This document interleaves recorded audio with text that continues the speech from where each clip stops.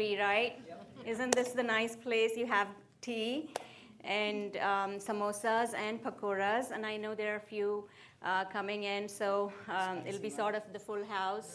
Spicy one? It's spicy one, spicy and non-spicy. But thank you again. I'm Nazira. I'm Nazira. I'm sort of hosting this chai and just chat session. This is our fourth one, actually.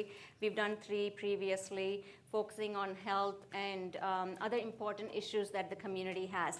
This one is particularly important because I've heard many parents talking about either they are parents of the teenagers or their kids are going to turn teenagers. And they're sometimes sort of freaking out to say, what should we do? We've heard these horror stories, or sometimes we've heard these good stories. We don't know how our kid is going to turn out. So what better not than have our panelists who are experts in their own respective fields to come and answer our questions. I'm not going to take a lot of time introducing them. Very briefly, I'm going to name them and their affiliation, but you can see their bios going back and forth, and you're welcome to get their phone numbers or emails. Is that okay, y'all? Okay, according to their respective fields. Quick housekeeping, please feel free to take chai and refreshments anytime you want. No restrictions, you can walk and get it and come back and sit and eat or drink. The restrooms are when you go out to your right. So the restrooms are there. And we have the panel discussion till around 5:30, and then we move to the debate, which is also going to be interesting. And there are going to be straight shooting questions in the debate. And I will call out sometimes your names, and I'm just kidding. But I know most of your names, so I'm gonna see how much you're listening or focused in our discussion. And so after the debate, we'll have an opportunity to ask Q&A to the panelists and the debaters. And once the panelists are done, they can sit in the front row. And once they see how the debate goes on, you can ask the debaters some questions of why they answered this way or that way.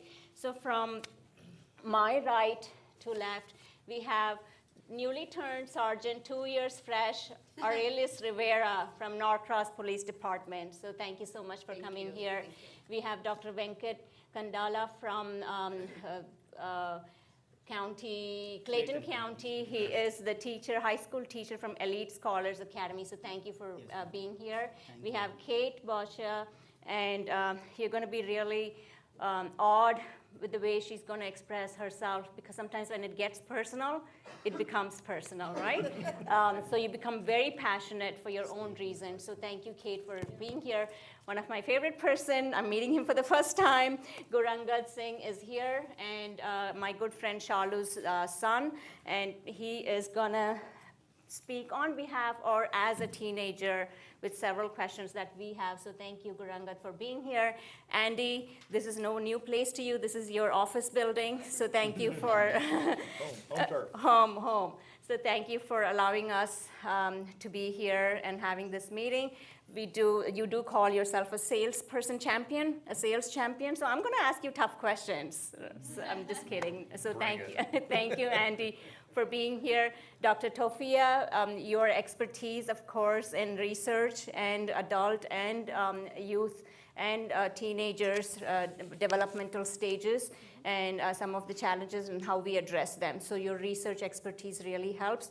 Shreya Sharma, thank you so much for being here from the Gwinnett leadership team. You are a member from the Gwinnett leadership team, and you do go to school. Which high school? I go to Grayson High School. Grayson High School, I thought so. So thank you so much for being here. And Marty, a special thank you to you, because we did have a couple of panelists sort of not cancel, but they couldn't really because they had an unavoidable emergency. So thank you for taking their place, but thank you in a short notice for being here. And Marty wears several hats, especially on the mental health issues from suicide prevention, which we know is one of the challenges for teenagers from the state leadership level to you've also taken up the local leadership level on leading the mental health task force, being the chair. And after our panel discussion, of course, we do have some debate people who we'll bring in, and we'll ask the questions. So thank you again, all of you, for being here. Feel free to get some water and tea. my first question to all the panelists, right, is, Marty, let's start with you. If there was a certain trait that you would like the people to have, what personality trait would that be? You can talk from your affiliation with your profession, or you can talk as a mom or as a sister, as a brother, as a friend about what's that personality trait that you would want the world, the friends, all of us to have. That's a very good question, and the best answer I could give you is just to be a presence for people who are hurting. You know, I work in the counseling center of a church, and we always say the ministry of presence, because we always try to fix problems, and some problems just require people listening and being there for someone that's hurting. So people aren't as fragile as we think they are. And people are capable of solving their own problems just with support. Thank you, Marty. Shreya? I don't know if I could add on to what she said. I think that's very important. I think listening to a lot of problems that my friends have been going through throughout the years, there's no saying that just because you're a friend you can fix their problems, or just because you're their relative you can always solve what they're going through. But just being there, being an ear for them is definitely really important. So I think that was a good point that she made. Awesome, thank you. I guess for me, it would be about being honest, okay? Come from a place of integrity. Oftentimes, and hopefully I get to talk about this, we wear masks, okay? And so being open and honest and knowing that it's okay to be vulnerable, because in doing that, what's going to happen is that you have an opportunity to grow. Thank you, that was a good one, thank you. I would add curiosity to it. You know, helping someone, I think being present is a great way to put it. But I also add that by asking great questions. You know, sometimes just asking the right question is advancing someone along in their thinking or supporting them in many ways. So just being curious and it shows that you're involved, shows that you care, but it also helps them to feel as though you're supporting them in their thought process as they're working through something. Awesome, thank you. They have. I would also say the same thing as the first two said about being more open, and listening more, because that could help. Thank you, Branga. Yeah, I would agree. I think empathy, the word empathy is something we all have to understand what that means. It doesn't mean we're going to become you, but we can empathize with how you feel or where you're at in the moment. And so that would be, to me, empathetic, the most important character. Very nice. Good afternoon, guys. I don't want to say much about this. I would like to see every parent like to be a role model, because he or she is the one guiding the teenagers to grow up in their own way, like, you know. So I would like to see every parent as a role model. That's my perspective, like. Are you saying this because you're a teacher? Yeah, Just obviously, kidding. like, because I've been seeing different kind of students from the high school. When they get out of the high school, it's kind of it's a different kind of environment, you know. So before that, you need to encourage the kids. But I personally feel like, you know, the parents have to take care of the children until they graduate. Once they graduate, like, you know, they will take care of you. You don't need to worry about it. Kind of along the same kind of lines what he was saying. I think that there has to be a distinction between parent and friend. So you want to be the parent, but you're not their friend. And so I think tough love sometimes goes a long way. Very nice, thank you. So you also know that we have some quizzes. If you attended last time, some of you got gifts because you answered the right one. So the first quiz here is, which building has the most stories, or what building has the most stories? Shalu, I'm not kidding. Shalu always wins. She knows all the teenagers' quiz answers. Which is the tallest building? Or Which one has the most stories? Anywhere. Here, local. Okay, go ahead, Chandra. Shalu's kid. Library, yay! Did you get So he's gonna get a gift. Anjali, thank you. He goes to the library. So see, that shows we've not been to the library for some time. So thank you. I forgot your name. Anu. And Anu is Gurangat's brother. So thank you so much for being here. So Dr. Tofia, the next question is the relationship between an adult and teenager is very important. It's also very sort of sensitive with complexities in it. The question to you is, the teenagers respond with just one-word answers, right? So how can we improve or allow them to thrive and strive in these communications with adults? Can be parents, or can be teachers or principals or their coaches, anyone, but also lead their skepticism and idealism to good use. I guess I can use some of the kids I've been working with as examples. When I do my therapy, I go into the communities, okay? And most of my clients are the adolescents or the children. One thing I realize, and I do have that particular situation where you're not getting a whole lot of conversation coming from the children.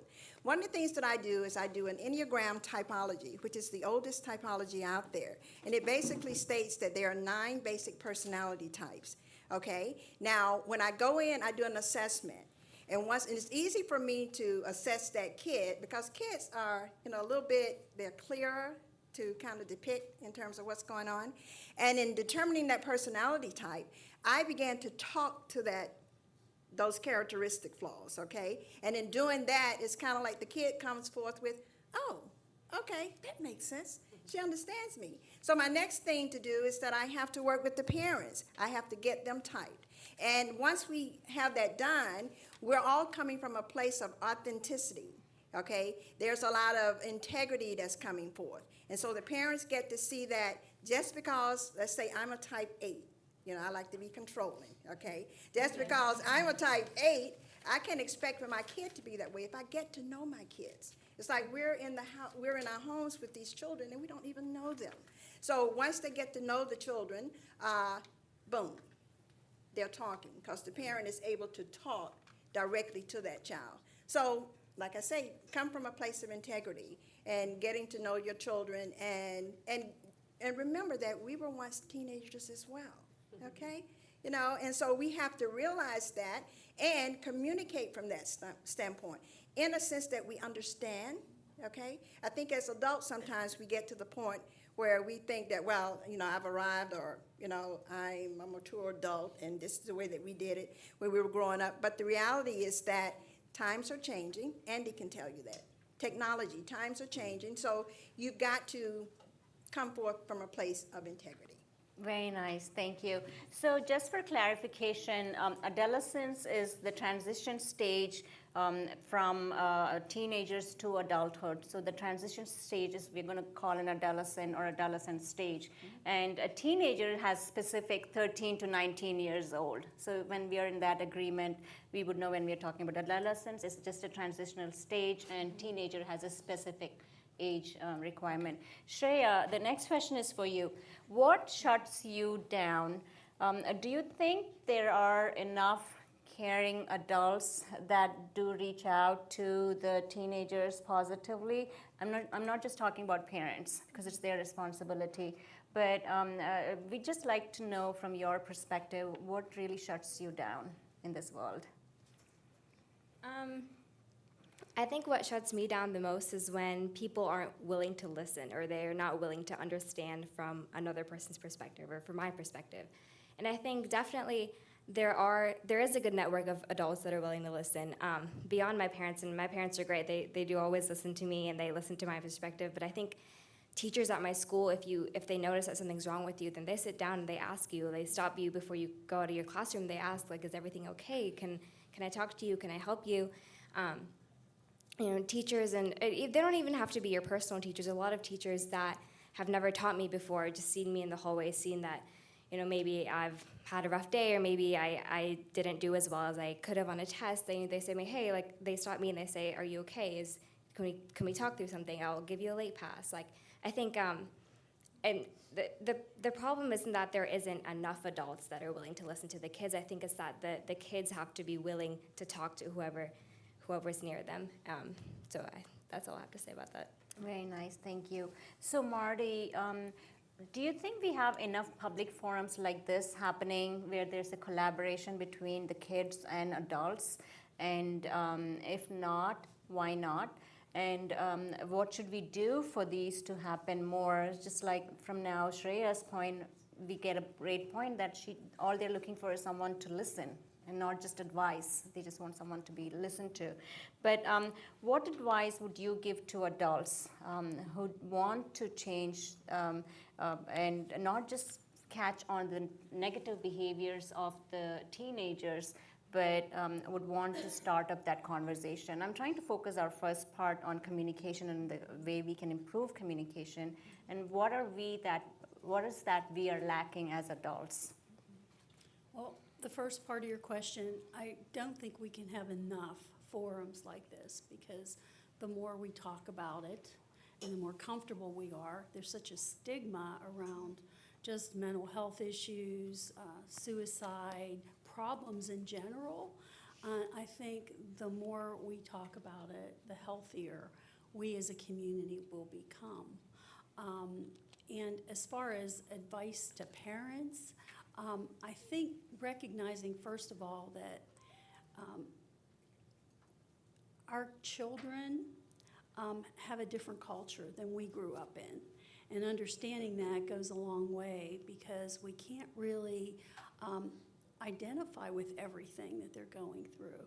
And, even some of the language that they use and some of the terms that they use, and trying to get on that same level with them will only confuse them and make parents look like fools for trying to. So it's important to just, ask questions. And I think, we're so interested in how they're doing in school, but asking questions like, did you meet any new friends today? Or things that involve the social aspect of their lives. Because one of the things, every 2 hours, a young person dies by suicide. And so, and there's lots of different reasons for that. And we could go into lots of different warning signs and lots of contributing factors. But one of the root things is loneliness. And loneliness can, you might say, well, they're popular, they're involved with activities, but it can be a perceived loneliness. And they may feel like people don't like them. And young people are really focused on how they look physically and their physical appearance and what their peers think of them. And they're starting to, at that age, starting to challenge more and come up with their own ideas about things. And so I know that when our son was growing up, my husband put something on our refrigerator that says, "Leave home while you still know everything," because they act like they know everything. And we can't give them that wisdom. Don't be afraid to let your children fail, because failure is actually good, and it builds resilience. And we were talking about that earlier. There's something called post-traumatic growth. It's, and you can look it up online. It's a 25 questionnaire, and it gives you feedback. And then you take it a year later, or even 6 months later, and it shows you how you've grown, maybe emotionally, maybe you're reaching out more. So there's an opportunity. The Chinese word for crisis means two things, both opportunity and for growth and change, and danger. Sure. So it can be dangerous, but it can also be an opportunity to grow and learn something. So don't be afraid to don't overprotect them, because sometimes making mistakes will help them, grow and do better. So Great advice. Thank you, Marty, for that. Andy, the next, and I'm going to come to this side right after Andy's question. Andy, forums like this where we have open dialogues and conversations, and we're not just going to push the issues under the rug or But with diverse cultures, your thinking might be different from the diverse community that's here. But tell me, is it ultimately about mutual understanding and respect? And the question for you is, being the salesperson, how would you sell mutual understanding and respect? Or is it sellable? Well, I would sell it the way that I sell anything, with storytelling. You have to help people understand things concretely. If you explain something in an abstract nature, for instance, if I give you the definition of respect, right? You're going to think about it cognitively, but you're not going to embrace it emotionally.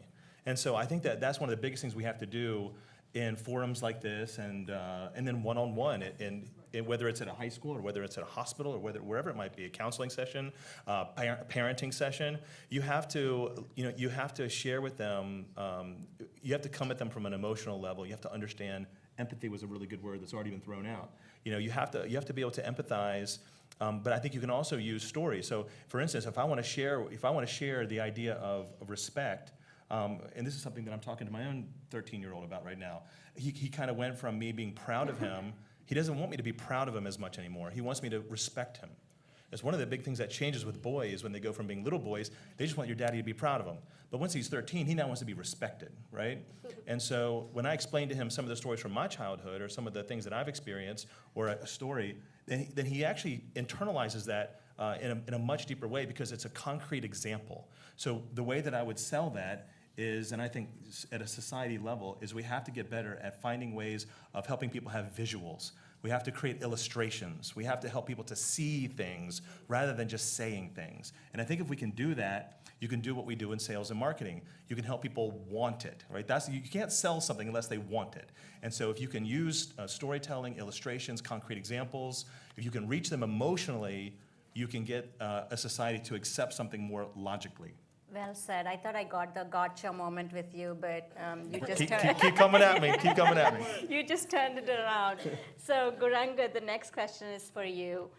The question I have for you is, sometimes parents just want to know everything, right? They just want to know. And when do you think they are probing?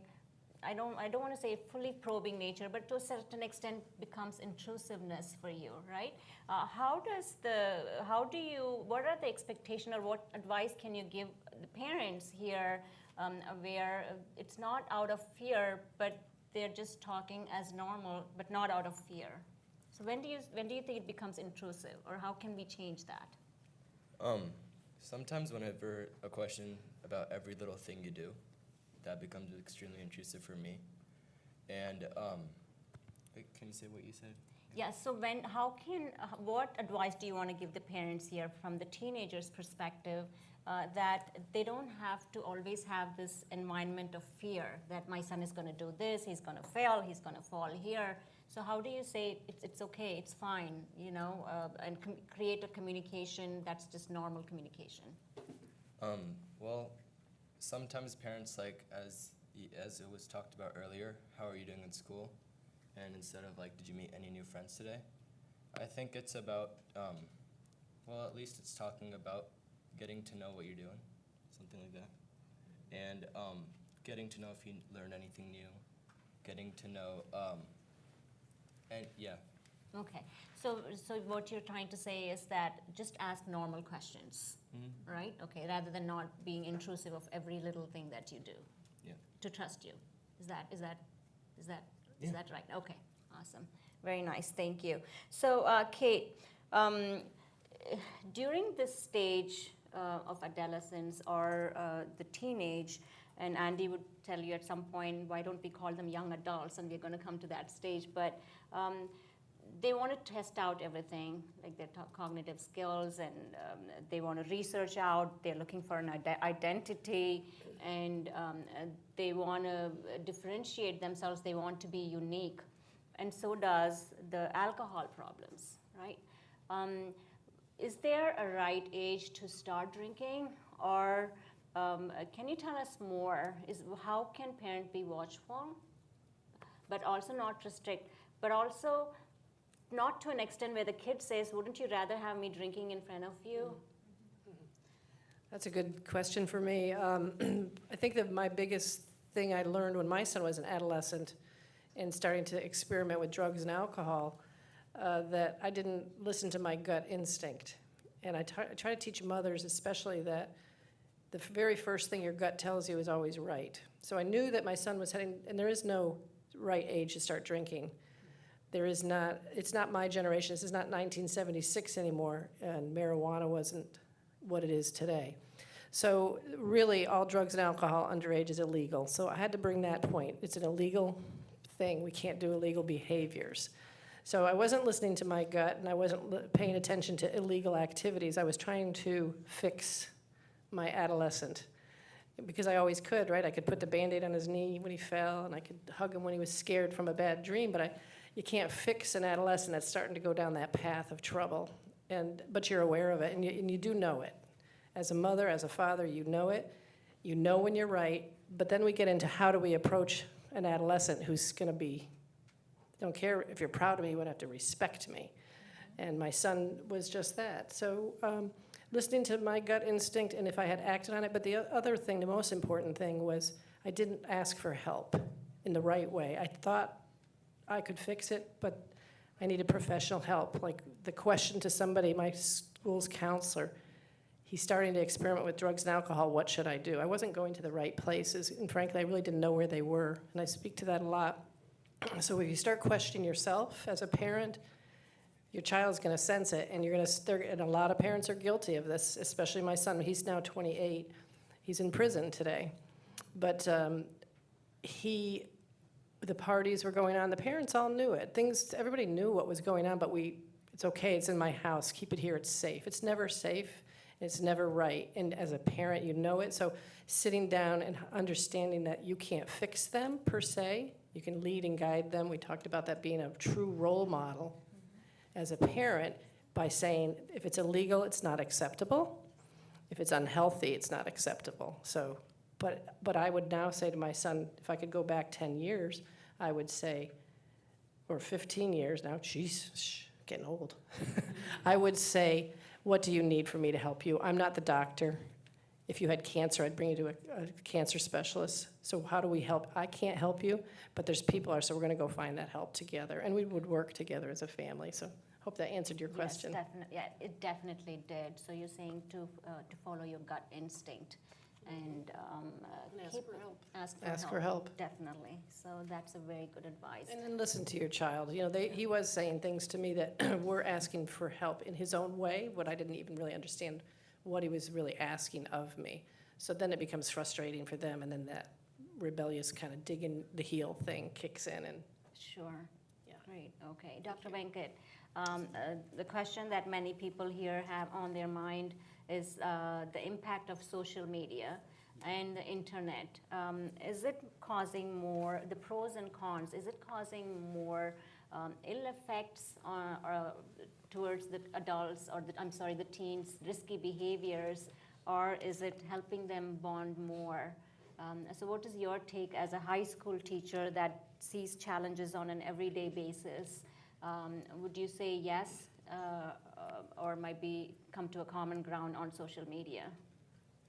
I do say yes to it, because nowadays the internet and the social media, it's playing a major role, See, as far as the internet is concerned, it has got a lot of resources online.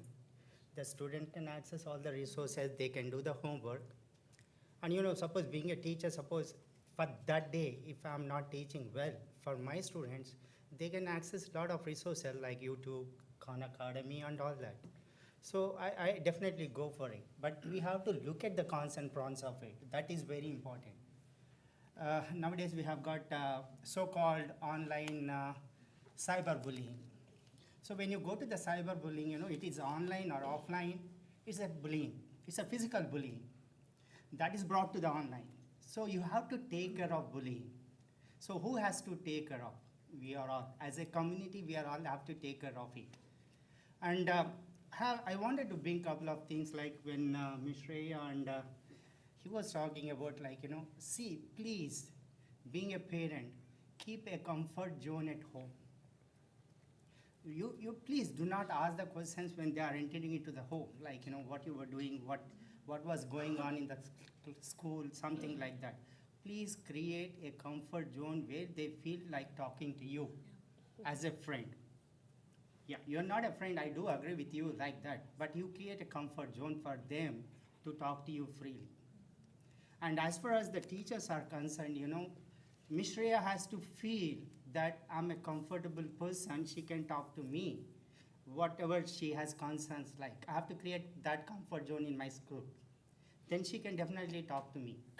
And as she said, I totally agree with you. See, if I'm teaching for her, she does need to come to me, like, she can go to a teacher where she feels comfortable, she can share the information. I'm with that. And as far as the bullying is concerned, that is a big concern to be taken care of. Everyone has to involve in that, the entire community.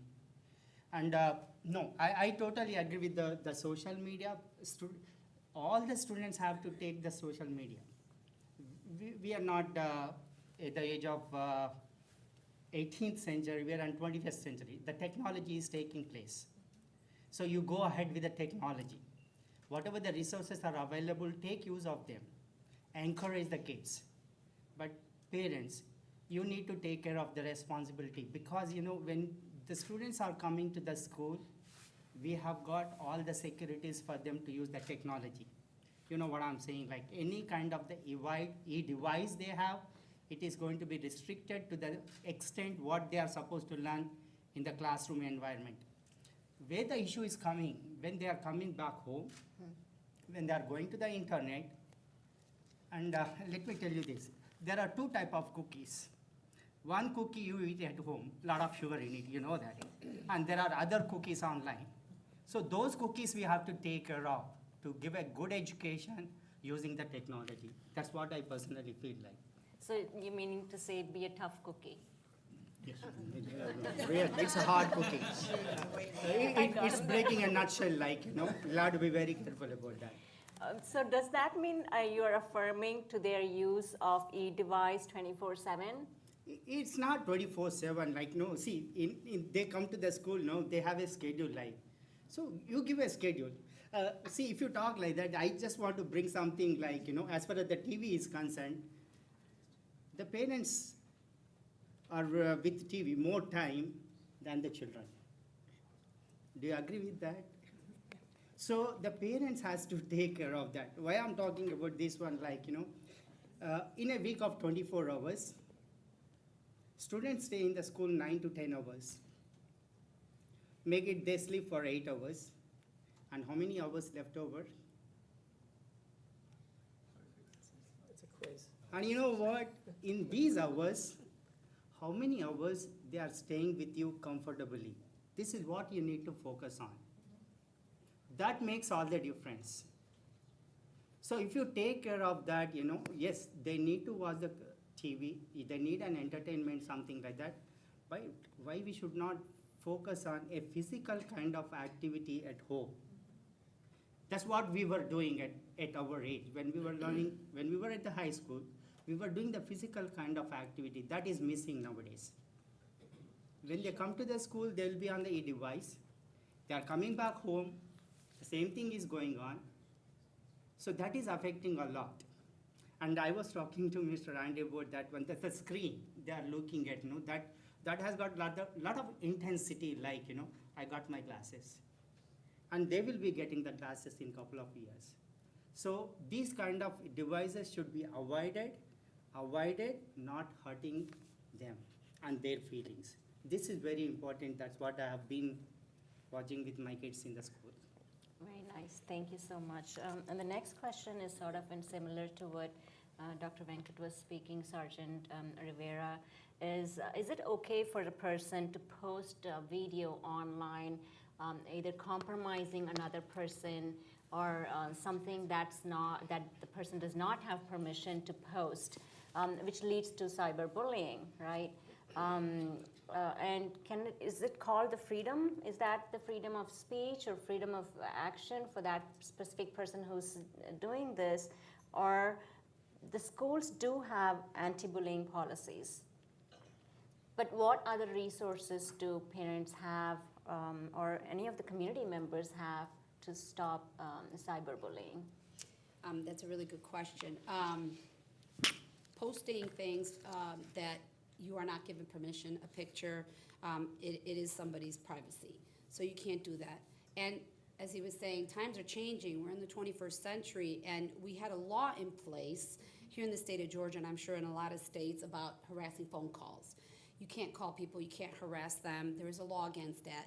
Times have changed so much now that the law has added something to say email bullying, text messages, all these things, because it does happen. And so as things change, laws change. So texting somebody to hurt them, hurt their feelings, that is a way of bullying, and that, there is a law against that. And, we're all talking about communication. I think the real most important thing is that start communication with your children when they're young. You want to talk to them about sex? Don't be afraid to do that. They want to talk about drugs? Don't be afraid to do that. Educate yourself and then speak to your children about it. What's the right age? What you should say. Don't be shocked when your kid comes to you in 8th grade and says somebody offered them some marijuana. Marijuana is the most used drug nowadays, like it was probably in the 70s. We go in a circle. And so now that another state has made it legal, this state has not, but that's the most used drug by kids here. And they say that it's a gateway drug to other drugs. I don't know. I mean, that's what experts say. What I do know is that they're starting younger and younger to use these drugs. So communication, talk to them. You've got to say not only how was school today, but anything important? What's your favorite subject? What are you doing in school? What are these, who's your favorite teacher? This starts the conversation. It doesn't mean they're going to tell you the truth, but at least it starts the conversation. And what I mean when I say don't be shocked, don't act like there's something wrong with it. No, they shouldn't do it. You can't do drugs. You can't do this. You can't do that. It's illegal. You're going to scare them into wanting to talk to you. So just be very open. When my daughter came to me, and this is a true story, she came to me, she was in 8th grade. She says, Mom, my friend's 14 years old, and he has marijuana. He smokes marijuana. Can I try it? I was like, and I didn't go, oh my God, no, you can't do this. Oh, no. I said, well, first of all, think about why you want to do it. Think about what the consequences are. I'm a police officer. God forbid you were to do this, and now you're going to shame me. I don't want to be embarrassed. I don't want to be out there. I mean, the whole department. So now I brought it on. How is she going to feel if I'm affected? So you always have to have those conversations at home. Have them research. What does marijuana do? What is it used for? What are the consequences? What does it? Google is everywhere. And my kids ask me a tough question. Can you Google it? just Google it, and they're very good. And in the 21st century, they all know how to use computers. Google Daddy, they call. Google Daddy, is that what they call it? Well, see, I'm not all that, but I do know about the law, and the law says that you can't be harassing somebody by text. You can't be doing this. There is a state charge for that. So I recommend that if this is happening to your child, and your child feels like they're being bullied, first of all, you have to speak out, and you have to go into the school. You have to talk to the teachers. Go and talk to the administration. Sometimes in the administration, they don't take these things very seriously. But as a parent, you should take them seriously, because as adolescents and as teenagers, they're searching for themselves. And everything that how they see themselves is reflected on the things that they do. So if they have low self-esteem, maybe they're not doing well in school, they're going to be easily manipulated, they're going to suffer through different things, that maybe they're going to want to try drugs. So all these things have to be in the open, and like I said, don't be shocked when your kids ask you questions. There has to be that line of communication and open. And remember, you're a parent first, then you could be their friend. However, there's a huge distinction, and if there's a problem, always go to the school. Make it a serious point, because I think that Marty said suicide is huge, and we get parents, and there's a difference between the culture. In the Hispanic culture, parents are afraid to discipline their children, and they're afraid because a lot of our parents and a lot of the Hispanic community where I'm at, a lot of them are undocumented. So in the school, the kids are taught, your parents can't hit you, your parents can't, they can't touch you, your parents can't, and this isn't, the child goes home and says, you touch me, I'm gonna call the police. And this is very cultural in our community. It's sad that you can't feel that you can't discipline your children, and here they are at 9 years old telling you what to do. That's why I say a tough love goes a long, long way. Give them the phone, let them call. You know what I mean? And officers are people, and we'll come to your home if we feel that your child bullying you. We'll make sure to let the child know that that's not the way it works. Your parents can discipline you. We do have corporal punishment here in the state of Georgia, so you can discipline your child as long as it doesn't cross the line, of abuse. Sure. So going back to your question, I think that Sure. texting, bullying, you can always, the state law says that you can't do that. So I think take it very seriously, go to the school, speak to the teachers. If you feel that you're not getting anywhere with the teachers, go to the counselors, go to the principal. I mean, they're there to provide, the security that you feel you deserve and your children deserve when they're at school. And sometimes I think that sometimes staff don't take these things seriously enough, and children sometimes feel lost. So following up on the similar question, and yes, please feel free to rebut or respond further. The next question I had was, suppose a student wears a controversial T-shirt and calls it a freedom of speech or his or her First Amendment.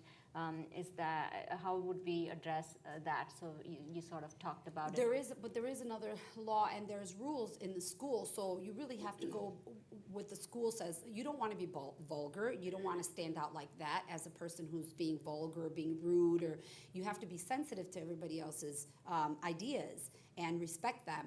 And so I think that goes a long way with home. How's the home environment? Why, so there's a lot of questions that have to be asked. And I think that as adults, we have to help each other in times when we feel that something has come up like that, that's a difficult topic, go to the school. But anything that's going to cause that type of controversy, the schools have their own, their own rules. Taking something to school, wearing something that's offensive to someone, obviously, that's not showing, it's showing a lack of respect. And so I think that it shouldn't be done, and it really doesn't have anything to say, because there is a law against saying something that's going to hurt other people, So, I mean, we have these rules in place, but we really don't enforce them. But I'm here to tell you that we do have state laws against, first of all, like you said, bullying. Some states have really strict laws against bullying. So I say that you educate yourself on what the state law is on bullying, find out what your school does about it. And, for sure, when you're at home with your kids and you see that they've changed in personality, or they're doing things that maybe they didn't do before, maybe their grades are failing, there's an issue, and get to the bottom of it, because, it's real.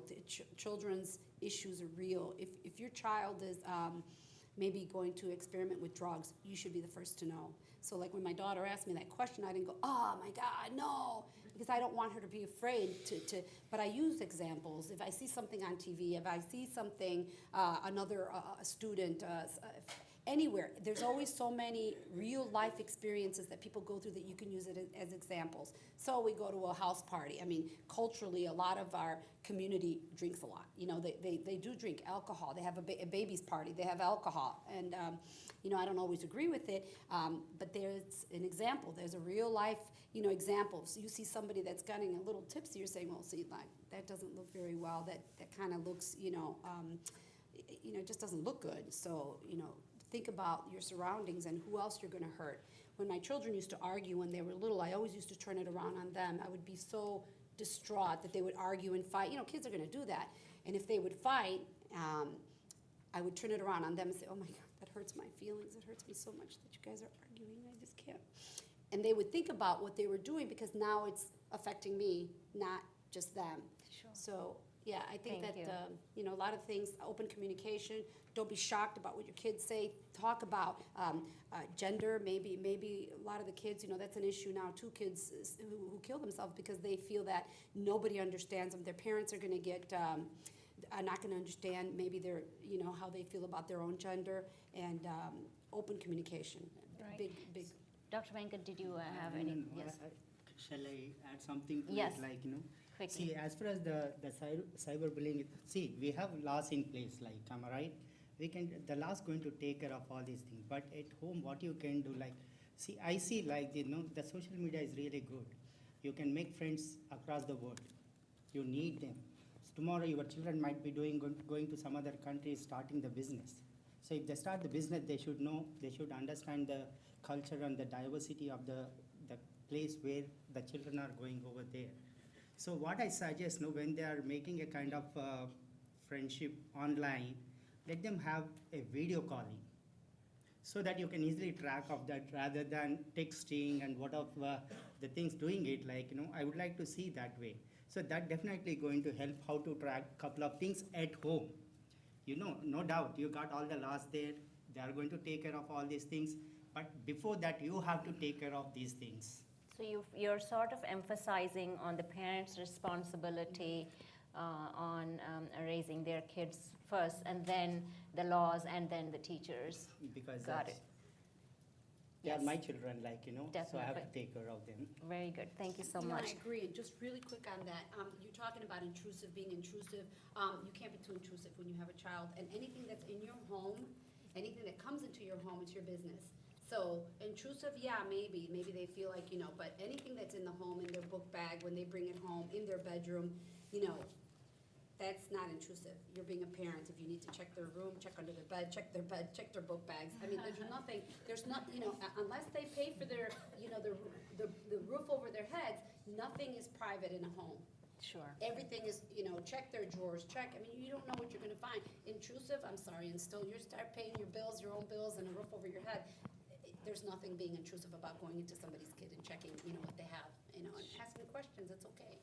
Before the next question, to Dr. Tofia, I have a quiz for you guys. Some months have 31 days, some have 30 days. How many have 28 days? Who said one? Every month. She got it. So these are teenagers quizzes, right, No, Kuranga? actually, I thought of answering that. So she gets one. So thank you, Anjali, along with your baby girl. Thank you. So the next question, Dr. Tofia, when we opened up for registrations, the attendees had an opportunity to ask questions, and they did.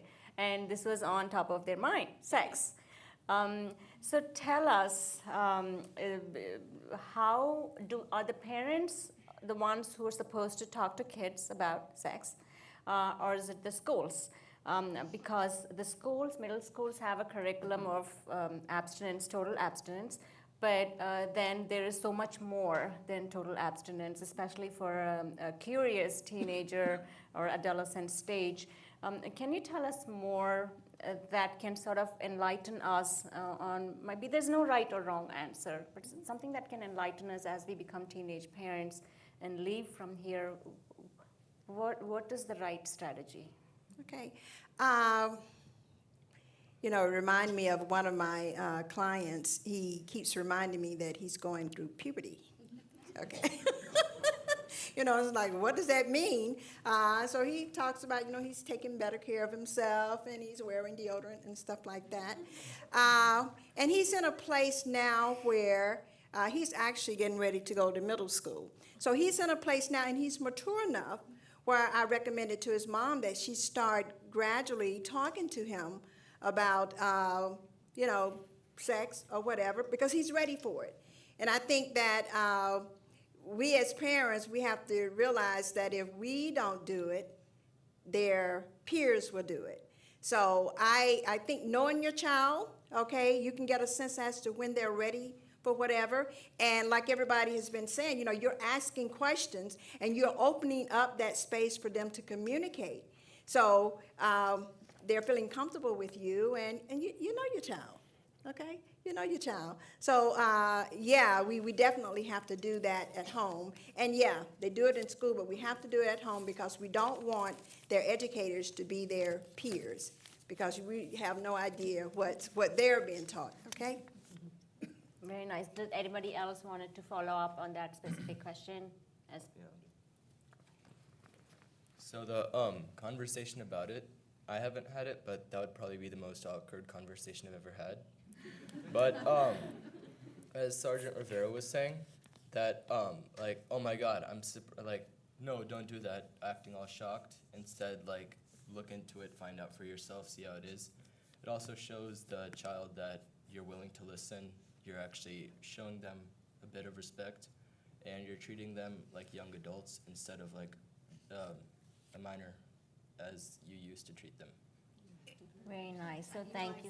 I agree that. Yeah, what I was saying, thank you so much, for validating that, because in reality, when my daughter told me that, inside I was dying. I wanted to jump up and say, are you kidding me? But I had to reserve myself, and I had to say, well, what do you think, what do you think the consequences would be? And you turn the question back onto them and let them think about, oh, wait, what are the consequences? It's very easy, but let me tell you, your kids are having that conversation in grammar school, in middle school. It's already being talked about, not only sex, but drugs. So,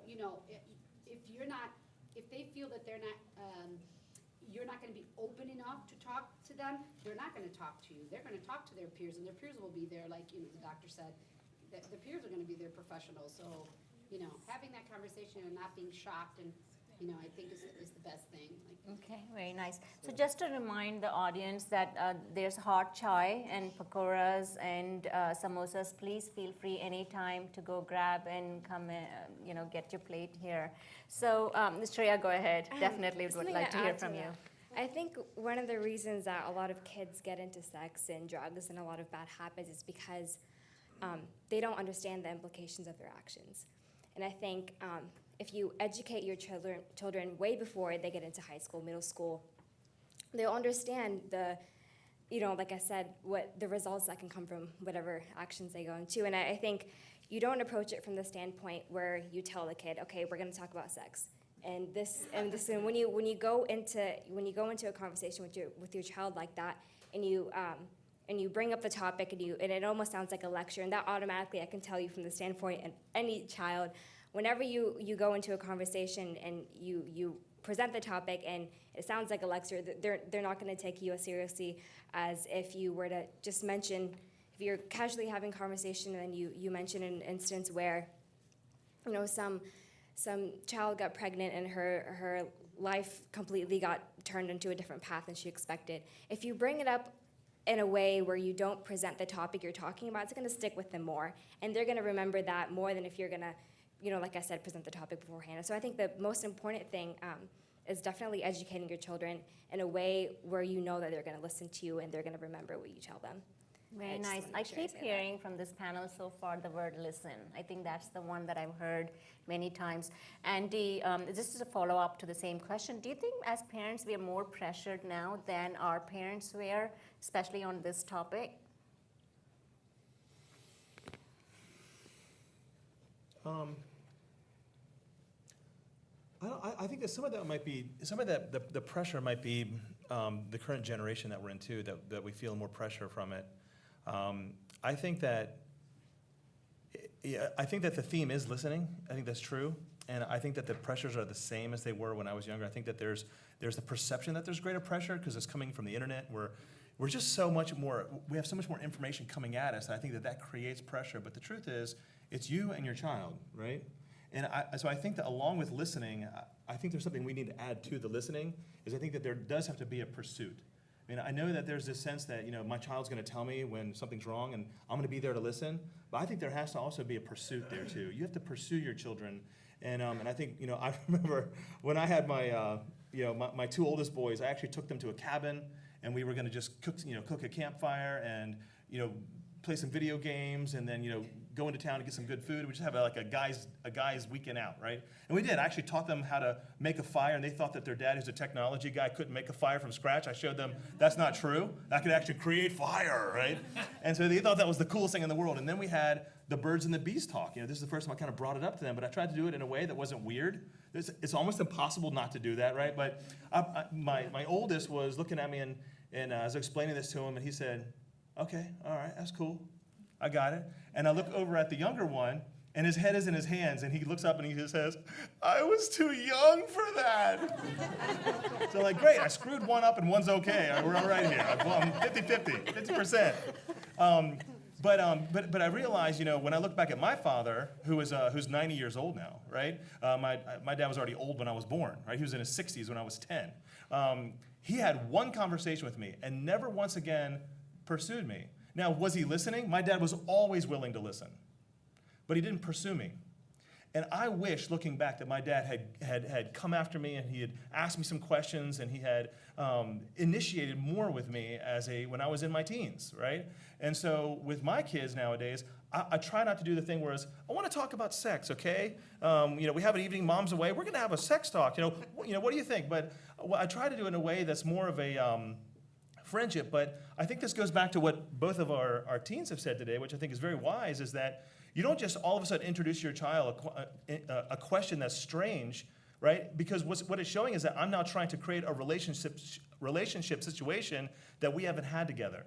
So if I'm actually sitting there playing a Nintendo Switch or playing basketball with my son or playing ping pong or something, and we're having a great conversation, it's amazing how while playing ping pong or while taking a walk together or walking the dog or just doing something cool. Like the other day, I was with one of my older kids, and he's drawing dragons. That's what he's into right now, drawing dragons, right? And so he loves fantasy, he loves dragons, so he's drawing. So I sit down and get a piece of paper, I'm drawing dragons with him, right? And we're just having fun, And then the next morning, I drew a note to him before school, and I said, I had to go to work early, and I said, draw me a dragon today.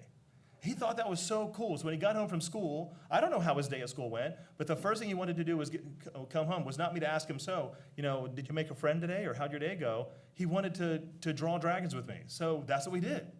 I didn't need to ask him about school. I just needed to do something cool because I'm his father and he's my son and we love being together. And then in those moments, he'll ask questions and I'll ask him questions about things like sex or peer pressures or those kinds of matters. And it's amazing how in the comfort of our relationship, because he feels like I get him, that we can talk about issues and I can bring them up. So I think we have to have the right relationship with our kids, and we can bring up topics. We can pursue them. We don't just have to listen. You have to listen in those moments, but we also have the right to introduce conversation as well. Very nice, Andy. So for the parents who've been enlightened and they say, well, you know what? This has been great. I heard so many experts speak about this. I'm ready to talk to my child, and he or she's at the age. Should they say, kiddo, I need to talk to you?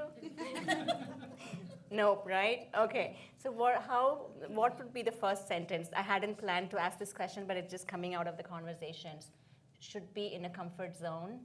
They should be already doing something. Absolutely. Just like what Andy I described. think it's really easy right now with the Me Too, what's going on right now. I think that's a great discussion between the mothers and their daughters. I think that, if you use that, that's what I'm saying, you use real life experiences to show examples of what's going on. So what's going on right now is a lot of women are feeling empowered to tell about what their experiences were when they were younger. In my line of work, we see a lot of sexual abuse within the families. And so women don't say, women don't talk, children don't say it, girls won't say it. They're too scared, too fearful, embarrassed, feel that they're going to break the family. They don't want the controversy, they don't want the drama.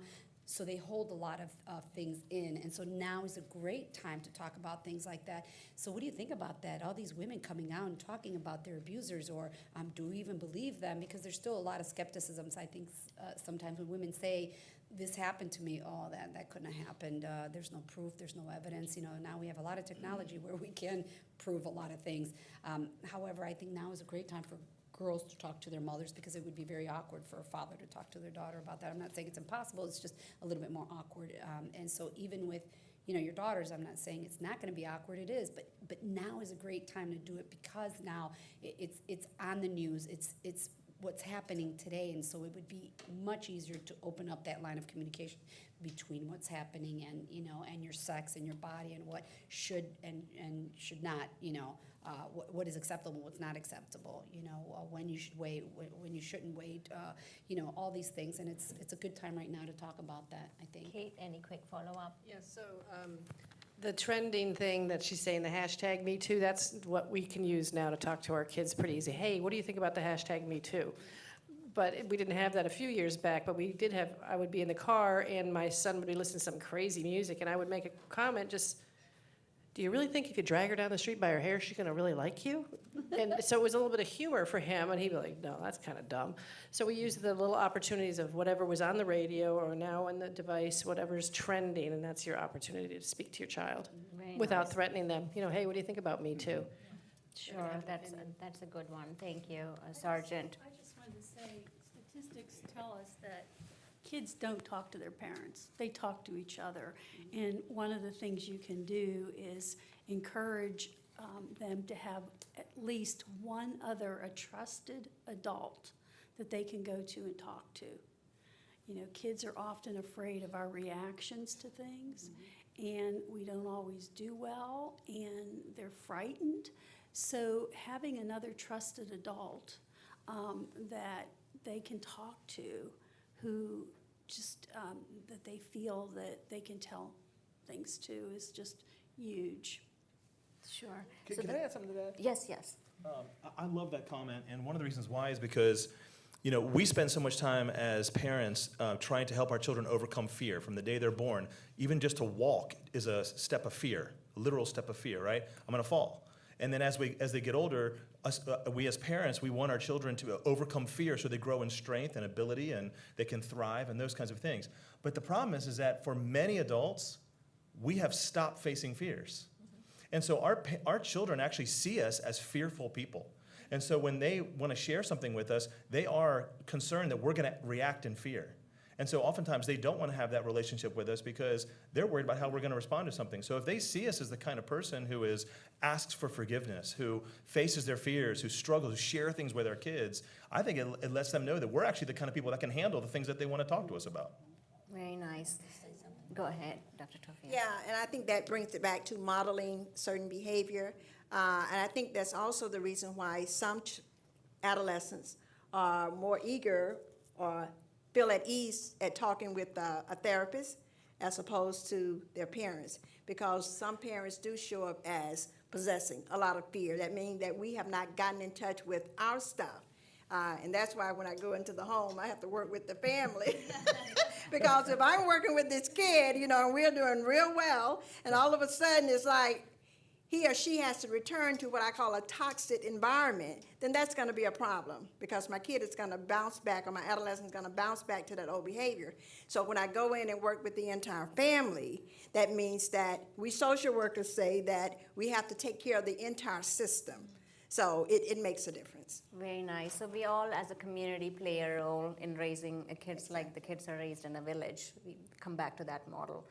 Before I ask my next question to Marty, the quiz I have for you guys is, how can a man go 8 days without sleep? Anyone? Who said that? Oh, Ranjit, he got it. Thank you. I think it shows that he has a teenager at home, right? Very nice. No, it looks like he prepared for the question. He prepared. So, Marty, the next question is sort of very disturbing for the sense that losing a child in a very young age is very hard. And especially if the child has taken his or her own life because of frustrations and hopelessness in this world of not anyone understanding them. I actually got a call last year from a friend. I didn't get a call, I actually read this news and I had to call her mom because I knew that family very well and I always adored that teenager. She used to go to UNC and very smart. She has played with my kids when we were in a conference. And then I hear that she's no more. She took her own life. It was really hard. It was like heart-wrecking. Tears just flowed for the next 2 weeks. I kept contemplating what's going on, why. I felt responsible, even though I'm here in Georgia, because I could never imagine the smartest kid, okay, very much interactive with society, playing with smaller kids, setting examples, great scores, great grades, very socially involved, and all of a sudden she's gone. it affected me emotionally, internally, and I started talking to teenagers and moms and dads, and I said, please, this is very important. You can't put mental health under the rug.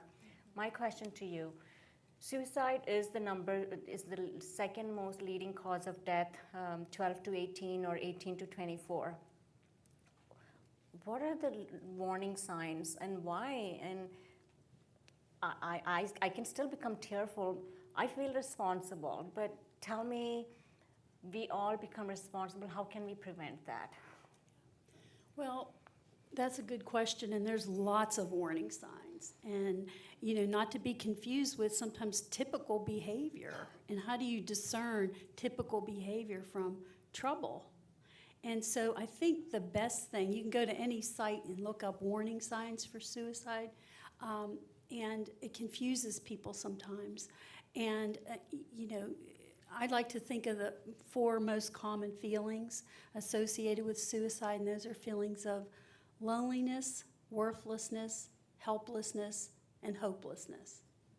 So, and there's this tunnel vision that occurs when someone is going through, whether it's real or perceived, crisis, that not only do they feel helpless to do anything about it, but they feel hopeless that anybody can do anything about it. And so to kind of break through that is, really important. To watch for things like just changes in your child, whether it be school, behaviors, social activities. Now, just to give you an example, if you notice that suddenly your child wants to spend more time with their friends than with you, that's a change, but it's a positive thing, But if you notice that they're spending a lot of time in their room and they're not engaging with other young people and not engaging with you, then that could be a problem. So, so kind of trying to discern those kinds of things, but watching for, mental health problems, and we know that 90% of kids who die by suicide have depression, mental illness, or substance abuse, that to watch for things like their thinking, their emotions, and their behaviors, and watch for changes in those things, If you see that they're thinking about things that it doesn't seem healthy, then that could be a sign that they're experiencing maybe anxiety or something else. And, mental health problems begin, half of all mental health problems begin at age 14, and 3/4 by age 24. So, and anxiety can start as young as 7 years old, but typically around 11 years old. So watching for those things and mostly changes, but kids are really impulsive, and that's when they're impulsive and they take more risks as teenagers, so they don't really realize the finality of the action of suicide. And you're right, Nazira, it does affect families. Suicide leaves behind many survivors, friends and family, the school district, the teachers, the principal, the friends in school. It really does affect a lot of people. And so, for families who have experienced a loss by suicide, there are resources. They're not alone. Every 13 minutes, someone dies by suicide. Actually, it's more like 11 and a half minutes, but so it happens more than you think. So there are a lot of people out there that are survivors of suicide, meaning when we talk about survivors of suicide, those are people who've lost someone to suicide. So there are organizations that help. There are support groups in the community. We offer, many in this community. So there's help and there's hope.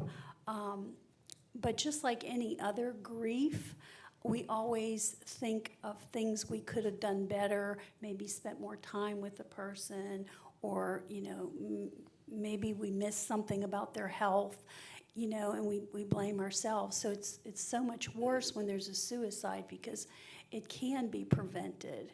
And so if families feel that, then they think they're responsible for it. But no parent wants to see their child die by suicide. So no parent wants that. So if they can get in community with other survivors, that's a really good thing. The American Foundation for Suicide Prevention offers a survivor program where they will actually go to the home of someone who's lost someone to suicide. And also the Link Counseling Center in Sandy Springs has wonderful support groups, and they do have a program where people can go into the home and help individuals who experience the loss by suicide. Thank you so Does that much, answer Marty. your So, question? yes, so you're basically saying there is help available and resources available that we can reach out if we ever doubt that our child is going through some tough situation. Is there any quick question answer tool or a quick tool of questions? Before even reaching out for help, to just find out within ourselves, within the house? Well, the biggest thing is being comfortable in asking that question. Are you thinking about suicide? And using those words. It might be uncomfortable, and I do a lot of trainings where I get people to practice that. And it's really uncomfortable, especially when you're not thinking about it. But just to get people used to using those words, because what it does is, it doesn't put the idea in their head, it opens up communication. It says to the person, wow, this person is comfortable hearing about it, and they may say no, and sometimes you might have to ask more than once, but if you are recognizing that this person is experiencing emotional pain, it's always a good question to ask, and ask directly, and don't ask in a way that might elicit a no response. Like, you wouldn't say, "You're not thinking about suicide or killing yourself, are you?" Because then they're gonna know that you're afraid.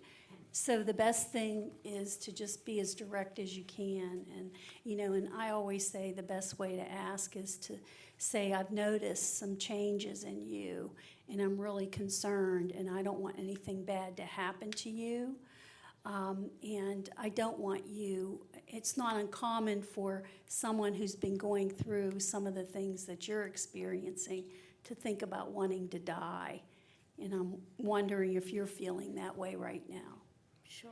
And that's a really good way to ask, because it's non-threatening, and it tells the person that you've been listening to their pain and watching their pain.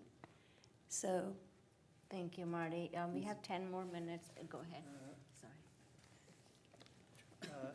I just would like to share my personal experience when I was working in a previous school.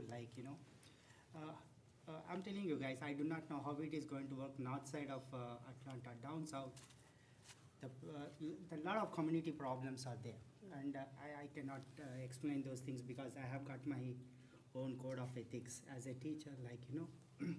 There used to be one student who was very brilliant. He is an adult. We call him like an adult, and he was really doing well in math. Dr. Venkat, can you hold on to the mic? He was really doing well in math because I tried to teach math for high school students. Suddenly he started coming to the school and sleeping, not doing any work, and we were not understanding. And you know what? Being a teacher, we always do multitasking.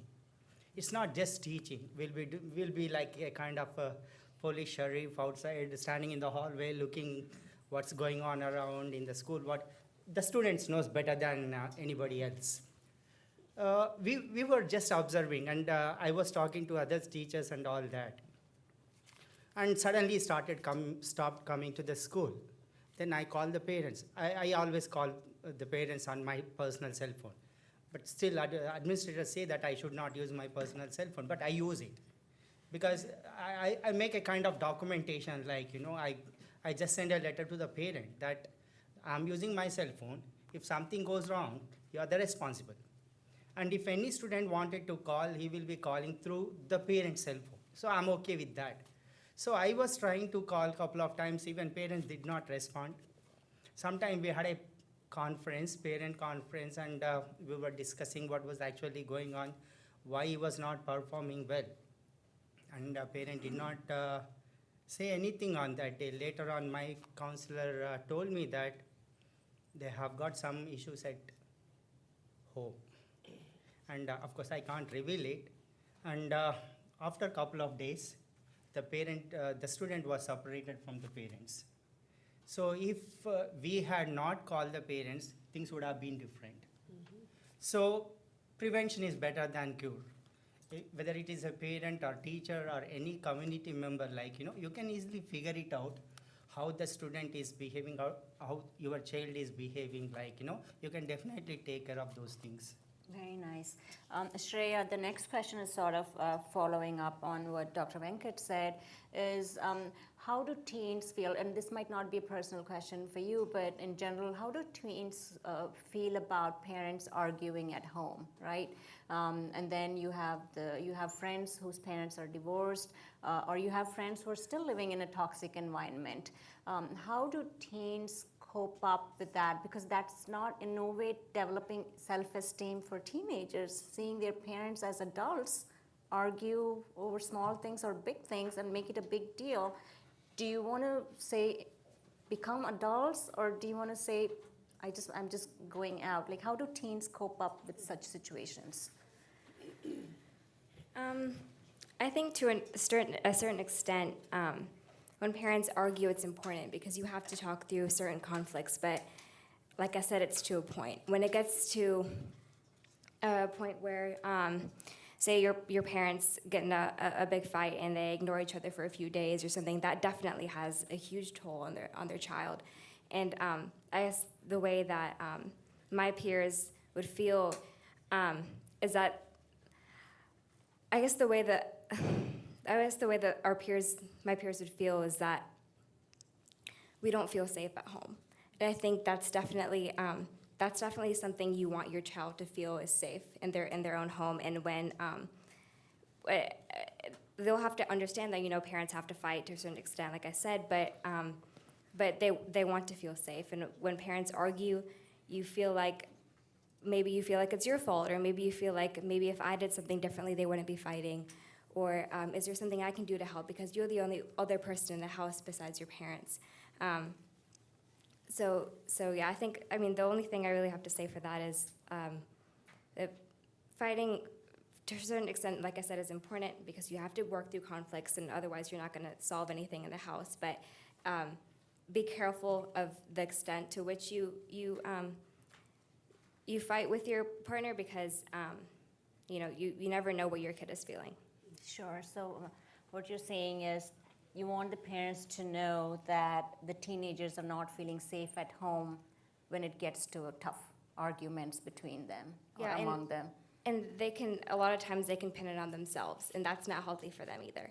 Sure. So keeping that in mind. Okay, thanks. Andy, so we'll have one round of questions for each one of us, and then we'll move to the debate. Andy, tell us briefly about financial responsibility, right? So your kid might say, I don't want to work like my dad. He, goes at 7, comes back at 7, no family time, just earning money all the time, and I see only slow improvements from. Sounds horrible. So how do you teach? So is it okay to say become like me or become a better person, or how do you teach them? Do you tell them, hey, then you are in high school, go earn? Wow. I'm going to quit my job right now. No, that's a good question. I see where you're getting here. I think it's important. It's very important that we're not just teaching our children how to become adults. We're not just helping them try to learn what it means to become an adult. I don't think of adulthood and teenagerhood, something we've talked about, right? I see it as preparing teens for what's coming, giving them the skills, right? So for me, I want my children to learn what it means to be a leader, because I feel that leadership gets at the heart of what they're going to be doing the rest of their life. And I'm talking about personal leadership. What do they see for themselves? How do they think of other people? How do they think of other people in their family? What does it look like to be a leader? What are the traits of a leader? What are the benefits of what is the net result of becoming a leader? And one of those things is making money, right? But other things is having impact on other people's lives. Other things that they can look forward to is having a position of authority where they can make a difference in the world. And so if you can start teaching those things, you can start helping teenagers visualize those things, they start to get a very different perspective. Right now, yes, they still need to play games, they still need to have fun, they still need to hang out with their buddies, they still need to do things that they're interested in, right? But I think we also have to interject in their leadership, and that's not a type of leadership. It can be leadership in whatever they want to do, right? If they're interested in programming, let them become a leader in programming. If they're interested in healthcare, if they're interested in just traveling, or they're interested in a sport, leadership can be part of all of that. So getting to the heart of it is even at a young age, helping people, mentoring people, whether they're children or adults, to have a vision for their life. If you know where you're going, if you have a sense of where you're going, it's not about money, right? It's about the vision for what you're pursuing. It's about what you see for yourself. What kind of a person do you want to be? How do you want to help people? What do you want to create in your life? And now money comes along with that. That's a part of that conversation. How do you save money? How do you be responsible with money? How do you help others do the same thing? You know, you have to teach financial literacy, but at the same time, money is a part of your vision, a greater vision for your life. And whether they're 5 years old, all the way up to teenagers, to adults, we all need that level of mentorship. Personal leadership, a vision for your life, money's a part of it. Thank you so much. Guranga, do you think parents of today are facing or understanding the teens' problems? Or you might not know the problems that they faced while growing up, but do you think they are facing more problems dealing with the teenagers of today? Is there a balance Dealing with the teenagers? Like on an everyday basis on teenagers' challenges? Okay. Well, it kind of depends which situation the child and the adult have or is going through, because I don't know, was there a lot of social media like in the 80s, if any? I think it came through in 86, after 86, yeah. Okay, yeah. Well, There's no. well, if you're Speak saying, on the mic. sorry. Oh, okay. Well, if you're saying that I'm being harassed online, the adult can't relate because that wasn't there then. Yes. But if you're gonna do like with the drug dealing problem, like my child is smoking marijuana, and then so if the adult did the same thing, sure, maybe he or she can relate. But it mainly depends on the situation, and since teens are going through different things that the adults weren't, it depends like how the adult and the teen deal with it. But otherwise, as I said earlier, it varies. So it's situational, which is it's a very good answer. So it depends on each situation. Mm-hmm. Very nice, thank you, Guranga. Kate, the question for you is, the recent reports shows that the kids' use of drugs has dramatically decreased, except for marijuana and vaping, alcohol or e-cigarettes. Can you briefly talk about, we touched base on how do we identify if our kids or might be or considering or drugs, but are there any specific advice or recommendations you want to give our parents here about if their kids are trying to experiment on any of the drugs? And you guys, you'd be surprised to know the names of all the drugs out there. And I'm reading, I'm like, what? Tons and tons of names in the funniest and the most bizarre ways that they are administered.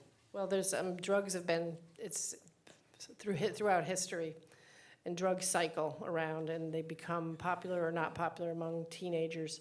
Not all teenagers experiment with drugs. They typically have a kind of a pattern of style of teenager that would be more apt to try, and it's actually quite identifiable in elementary school, that kind of pattern. My son was a classic example of, he was a thrill seeker, risk taker, leader of the pack, funny kind of guy, liked to try new things. He wasn't afraid of things. So there are certain things you can watch for. Drugs of choice for kids, you know, it's what's in the school today, what's in the back, you know, in the neighborhood today. The drugs are crazy, weird. In our generation, it was always drugs. As you know, the 70s was rampant with drugs. My high school was riddled with them in a suburban community, much like this. So the drugs are always there. The types of drugs and Again, it's not my I would never have considered bringing drugs into my father's home. Just wasn't even going to happen because I was more afraid of my father than I was of the local police. I had a healthy respect for what would happen to me. So that respect is lacking right now for children. I don't believe really respect their parents or their administrators and their teachers the way they need to, the way we did it. It's a little different. And the reason is we permit that. We allow them to bring the drugs and the alcohol into our homes. There's, college parties happening. We know they're underage drinking. So again, it's always happened. It's a matter of how do we gain their respect, and they gain our respect, that drugs are illegal.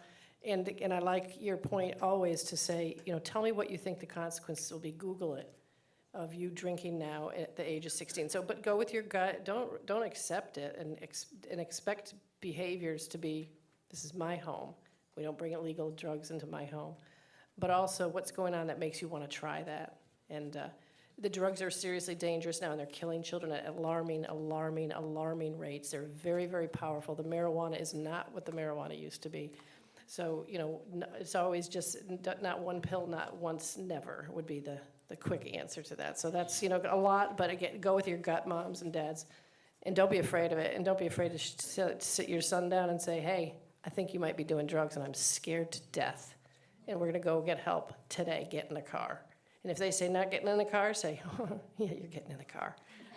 Because had I said that, my son would be sitting here on the panel. So thank you so much, Kate. So we really appreciate your personal reason for being here. One quiz and then quick 40-second closure for each of the panelists. The last quiz is, what question can you never answer yes to?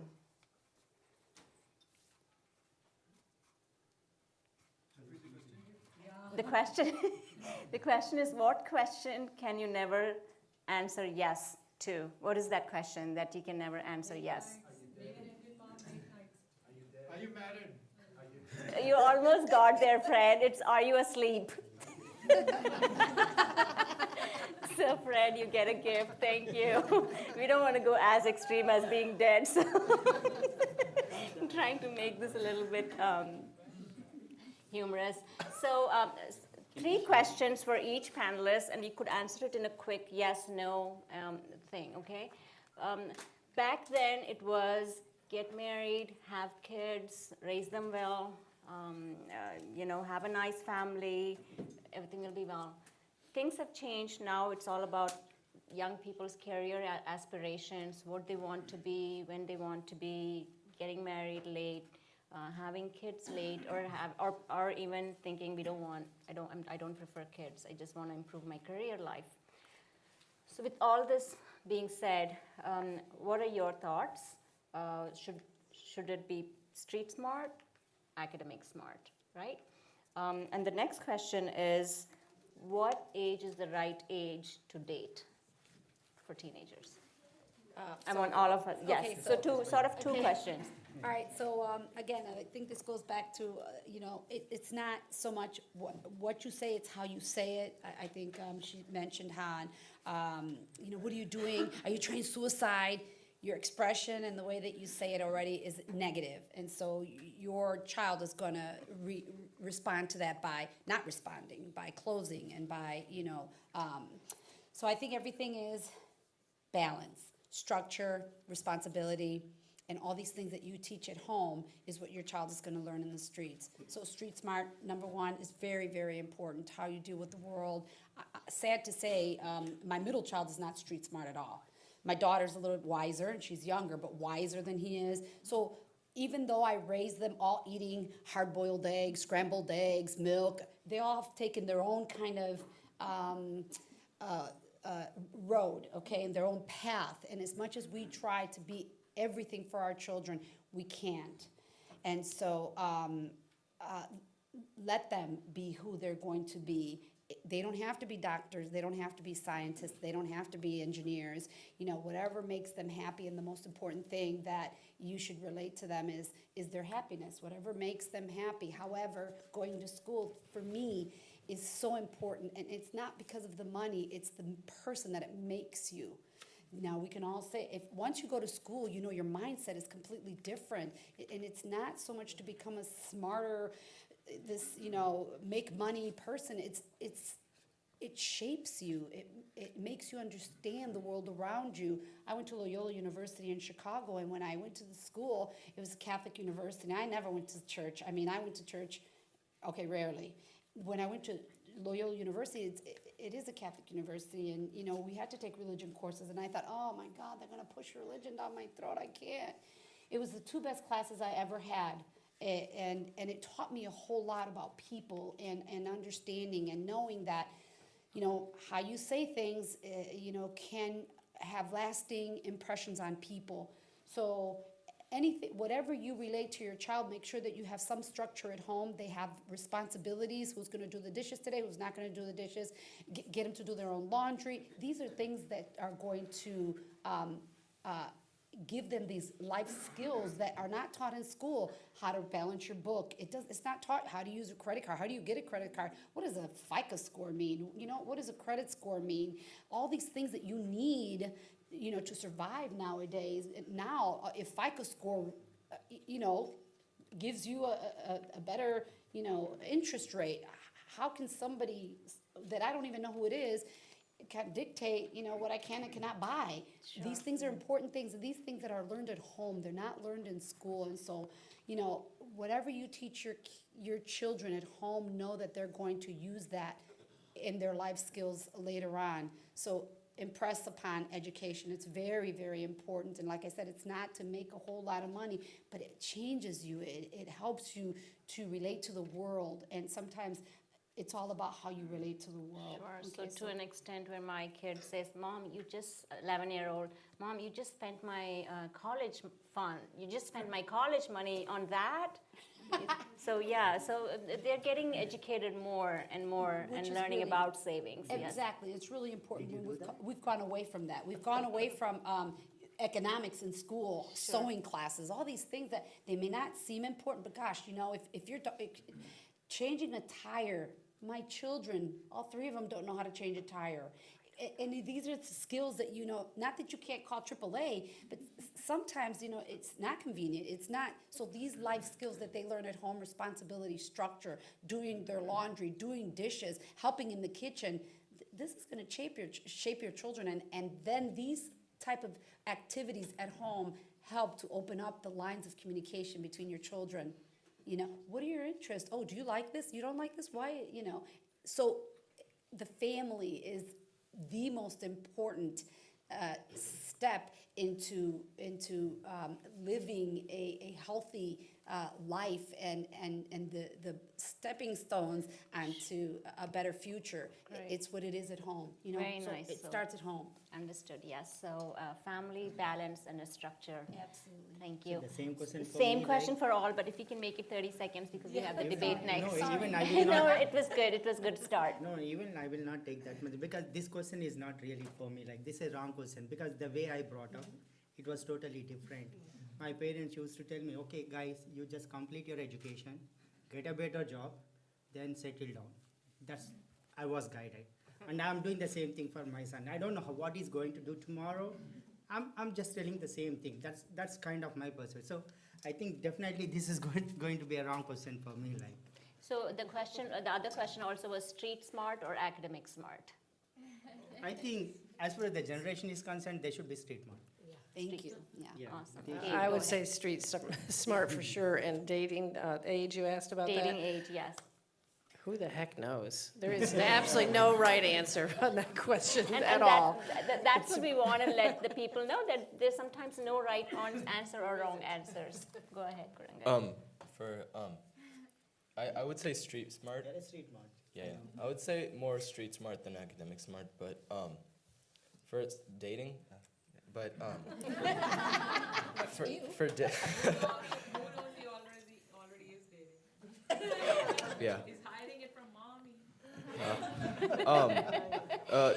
Dating, I've had like in fourth grade, I would know people that started dating. So I would just say like whenever you learn how to respect others. Very nice. Very good question. Very good. Andy? Sorry, here. Following up on the dating question, I won't give you an age. I won't give you an age, but I would say that it needs to be supervised. You know, I think that it's something that parents should just be aware of and in communication with their children about. So it just shouldn't be something that happens outside the parents' knowledge and what's going on. I think everybody has to make their own rules on that. For us personally, in our family, it's 18. And so dating as is defined by society is 18 because you're an adult. We actually explain to our children that we actually believe that dating or courting, when you actually, you know, are thinking about, you know, marriage and your girlfriend, that you should be able to provide for her.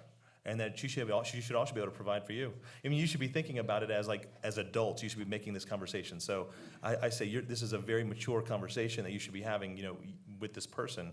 And if you're going to be dating somebody and you're 15 or 16 or 17, then we're going to know about it. We're going to be part of that. And so that's what I would add there. And then really quickly on the street smart and academic smart, I think that it's very important that what we teach values, and we also teach them how to learn.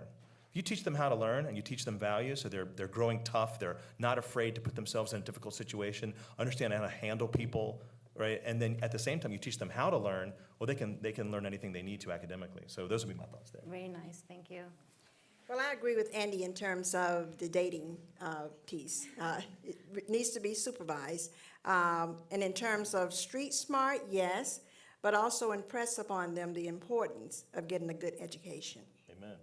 Thank you. I definitely think that, academic smart, you learn in school, like that's something that you're trained when you're a student in school, you learn knowledge or whatever, but the thing that you don't learn in school is street smarts, and I think that's something that's equally as important, if not, like they said, more important. And on dating, I definitely think it's something whenever you feel it's appropriate, and what I mean by that is there's a huge misconception in high school, you know, amongst my friends and my peers that they think, I mean, it's a cultural norm here to have a boyfriend or a girlfriend, and that's not the way I was brought up. And I think the reason people turn to that, my friends turn to that, is because they think that they need someone to talk to, but they don't understand that you don't need to have a boyfriend or a girlfriend to make that happen. You have friends, you have your parents, and I think it's just the romanticized version of what we see in like High School Musical or, you know, these TV shows we see growing up. We think, oh yeah, I want a high school boyfriend, but I mean that's not necessarily, but they're not going for that for the reasons that they really think. Very nice, thank you. I'm going to be a little different. I'm going to say there needs to be a balance. But being street smart teaches resourcefulness and problem solving. And so I think of the two, it's more important. That's what's going to really teach you a lot about real life. And I'm probably the wrong person to ask about when you should date, because until I got married and met my husband, anybody I went out with had to spend one night, not overnight, but just one evening at my home with my parents there in the other room, just chatting and visiting. And so that was really uncomfortable when it was somebody who just maybe wanted to go out with you one time, and that was it. That was not a good thing. So, but I think back now, and I think that was probably a good thing, because it taught me to respect the other person, and I gave them the message that I needed to be respected too, so. Very nice. So I would like to thank the panelists for their time today. And please don't leave, because we have the debate going on. It's a different type of debate, which is going to be interactive, but we also have some mementos to hand out to you before you leave. And of course, the attendees have some questions for you at a later stage after the debate. But one question for you all is, if you had 3 apples and you took away 2, if you took 2, how many do you have? 4. 2. I knew she would win it. 2, yes, because you took 2, right?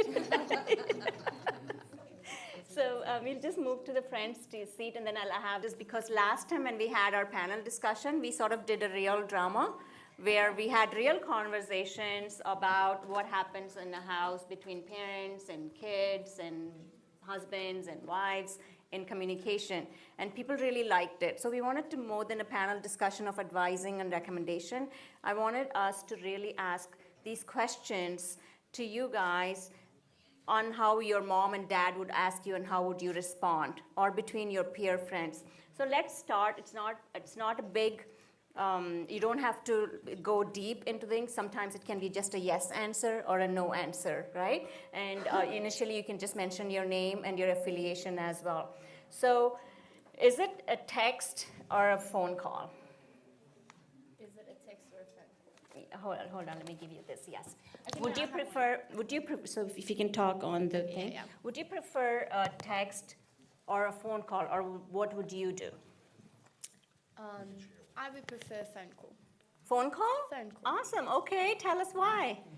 I prefer phone call because it's much more personal and shows that you actually care about individuals. When you just send a text message, it can take 2 seconds, 3 seconds. It could be something that now, it's programmed into it automatically, like you don't have to say I love you, you can send I, and then it's going to like put in the rest.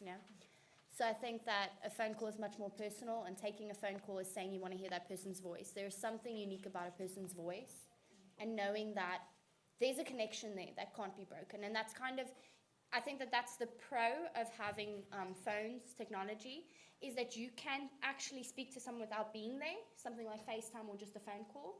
Whereas I think the negative when it comes to these things are things like text messages, because I think that they're very impersonal.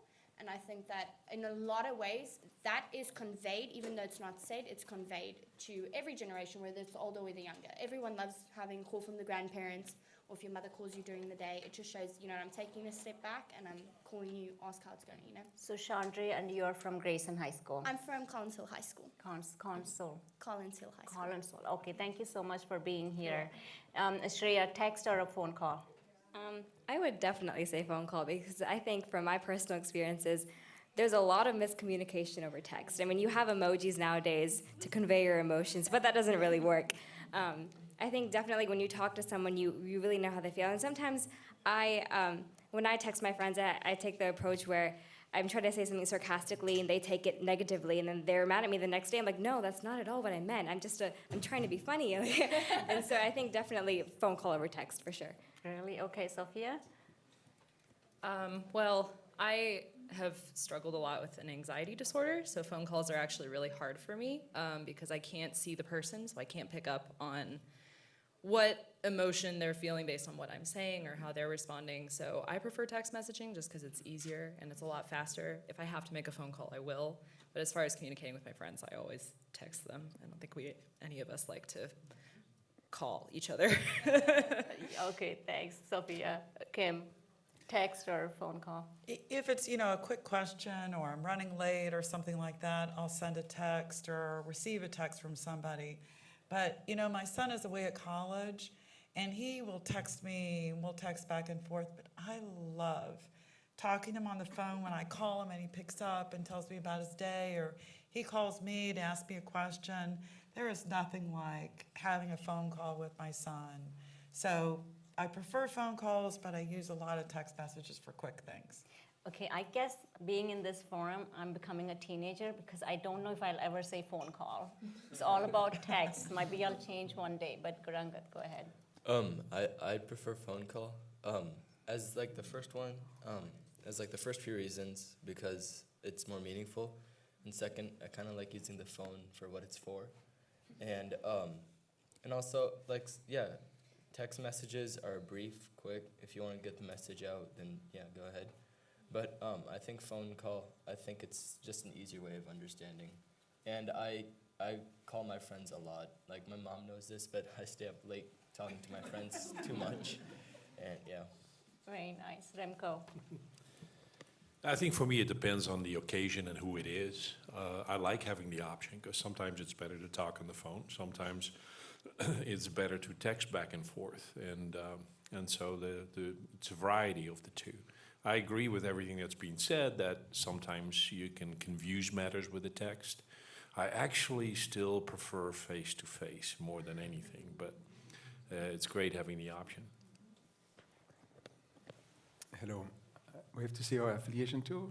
Or Text or text, okay. or phone call? For me, text first, phone call second, in the sense that phone call is much more intimate or direct or personal. So these days, when somebody wants to contact me, I ask them in text, what do you want to talk about? And then if it is something of importance, then I say, okay, call me or I'll call you. And then there's a couple more layers. You mentioned some, but Facebook Messenger or WhatsApp is kind of even before text, because you don't have to reveal your actual phone numbers, so you can block people very easily. And servers like Skype or Discord, or I don't know if you have any familiarity with those, but I'm starting to use them a lot. And my teenage son, who is in the car not wanting to come here today, is an addict of Discord servers. Very nice, awesome. So this is a great learning lesson for me, because the reason I put this question is I said all the adults are going to say phone call or the teenagers are going to say text. And you saw the exactly opposite answers that I got here. So a great learning lesson for me. Chandra, if you had to inherit a trait from each of your parents, from your mom and dad separately, what would those traits be? And if you can just make it, I want us to go. Yes. I think from my father, he just recently passed away, but I think what I hope to have gathered from his living on earth and kind of raising me is his servant leadership. He was a real server of our entire family, and I hope to carry that trait onto my family. And for my mother, she's a very strong, dedicated woman, and I hope to be that goal-oriented towards my family, one, and then obviously in my future, my career, my friends, and all that. So. I definitely think for my mother, she's very dedicated and hardworking. She's a very hard worker. She's gone a long way to get to where she is today. So I definitely think I hope to inherit her end goal in mind perspective. And for my dad, he's always very calm and positive, and he creates an environment where you always feel comfortable. And I think I always want to make sure I stay positive and optimistic like he is. Very nice. Sophia? My mom is very people-oriented. I think I've already inherited a lot of that from her, but I really love how she's able to turn just about any situation into a conversation with someone, and she just really loves working with people, which is something I also enjoy doing. And for my dad, this isn't awkward at all. That's my dad. My dad's always been very decisive, and he's always able to be very firm in his decisions, and I really look up to that because I tend to be kind of indecisive, so I hope I can grow into that kind of person as well. Very nice. Kim, I'm changing the question for you. If you had to choose one family member to be around for 24/7 for a week, who would that be? I really love my family. So the question is, if you had to choose one family member to be around 24/7 for a week, who would that be? I would first say my father. He's since passed away, but he was this just amazing, bigger-than-life person who also did these things behind the scenes that no one ever heard about. At his funeral, people flew in from all over the country, and my family and I had no idea that he had put all of these relatives from around the world and people we never heard of through college, because he so believed in education. But we never knew. And so I'd love to spend a week with him and just learn these things that I learned after he passed away. This wonderful generosity of spirit. But I love all of my family, and if anybody sees this, I would definitely pick you second. And absolutely my beautiful son, who is amazing, and kind of this great combination of me and his dad and a little bit of his grandfather.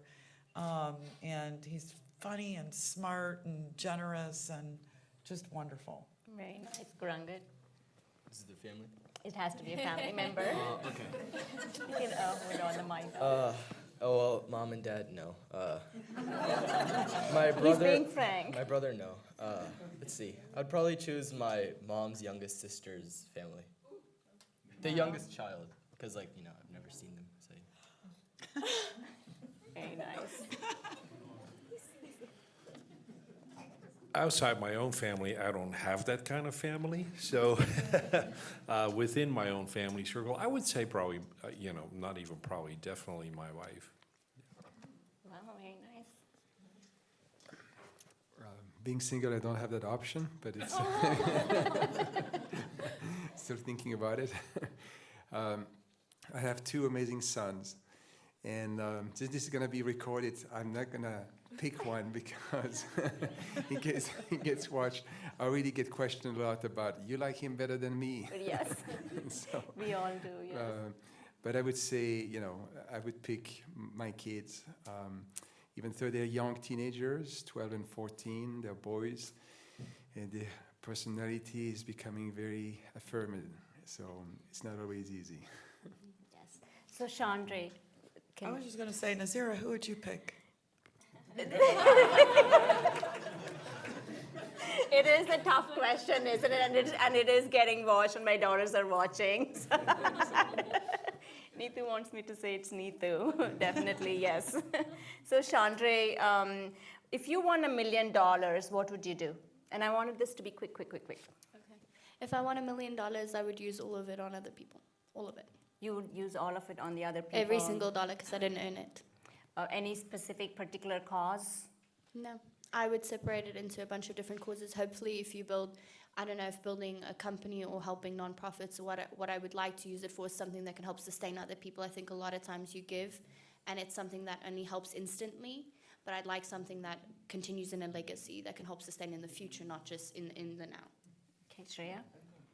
Chandra stole my answer, but I think if I were to choose one thing to put all that money into, I'm really passionate about women's education. I started a club at my school. It's a chapter of the national organization Let Girls Learn that was founded by Michelle Obama.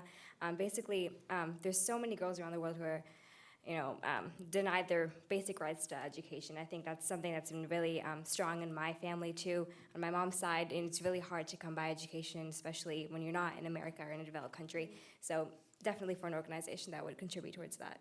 Very nice. Sophia? Well, I just graduated from college, so I would pay off all my student debt first, and then see how much is left strikes. over. Yeah, no, you're going to change that answer after you go to college. Got to pay off the debt first, and then we'll figure out how much is left. Very nice. The reality strikes, right? So Kim, should parents buy kids a car and pay up their gas, or should it be the kids themselves buy their own car? Well, I think it should be a combination of both, because a car that my son could afford probably wouldn't be a very safe car. And so I want him to have a safe car, but I also want him to help contribute towards that, and for gasoline and for insurance. And so I would say it's both. Okay, Grangad? Should your parents pay for your car? Well, from the stories I've heard, I'll say no. Because my 7th grade literature teacher, she said that she bought her own car and she's never gotten in an accident. Because, that's using your own money, and you're going to be more wary of it, and your parents will also notice it too, that you're being responsible for something. But for gas, yeah, they should probably pay it. See, it's good that you have your parents listening to you now.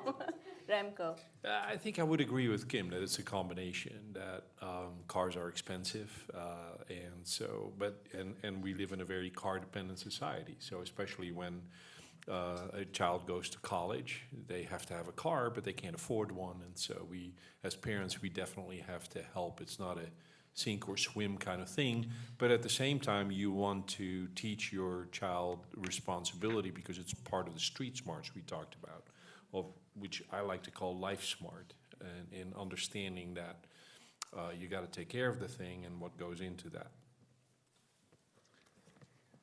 Just to vary a little bit the answers, I believe that Uber and Lyft and taxi companies can actually achieve a lot.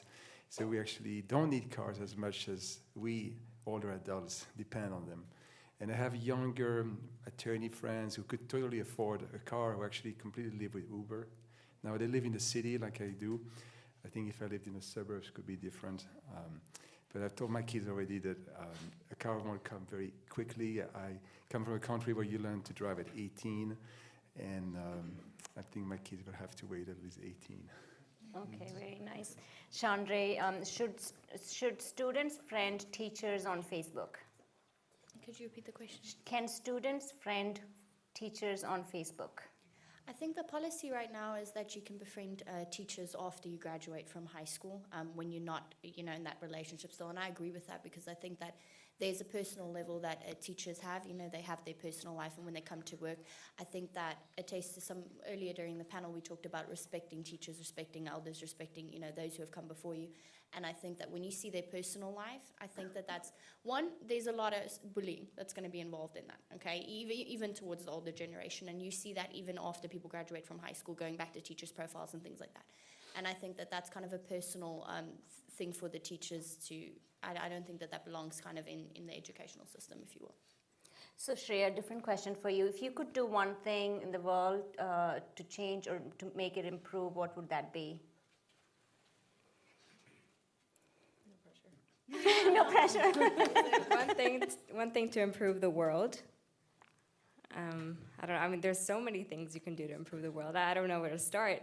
I mean, of course, the one thing I just mentioned the last time I spoke was the one thing I'm passionate the most about is about girls' education. But I think the root of it I think the root of the issues in society is miscommunication. That's the main thing. So I guess improving this communication would be a start. Very nice. Sophia, what is one thing that you wish now that your parents had said to you while you were growing up? How do you do taxes? That's a good one. No, I'm not sure. We'll sit down with you. You already have. I don't know, because I mean, I'm not sure if there's much I would change about or wish we had talked about as a kid, because I'm kind of so far past that at this point that I'm kind of like, it is what it is. So I'm not really sure. I don't really have a good answer for that. Okay, thanks, but that was a good one. So, Kim, what is the most important thing that a mother can give her children? Wow. No pressure. It's a debate, right? Gosh, there are a lot of things that a mother or any parent gives their child. Love, just always knowing they can always come to me. He can always come to me no matter what. I will always love him no matter what. Very nice. Guranga, what's the most important thing that a father can give to his children? Attention.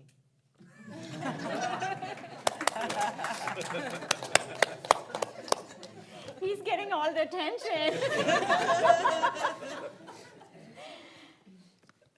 Same question. Same for the question. father, yes. Okay. How do I follow that? That's definitely true, because as a father, you can become very easily distracted, and you can hide behind work and things like that. So attention is extremely important. One of the most important things that I think I have passed on to our kids is dependability. More so than academic achievement or success, be a dependable person, because people will trust you when you are. So for me, it would also be love, but I want to characterize it a little more precisely, because I think we sometimes confuse different types of love.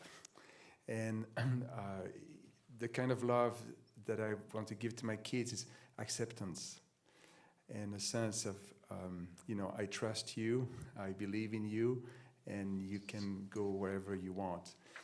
Rather than the kind of love where, be careful, you could jump, or you could fall. So a very accepting love. Very nice. So one question for the audience is, which weighs more, a pound of bricks or a pound of feather? You don't know how much. Who said both? Neetu, come on. Neetu, here. We give you a gift since you already received money, but you have to give it to someone else. Yes. Okay, good. Oh.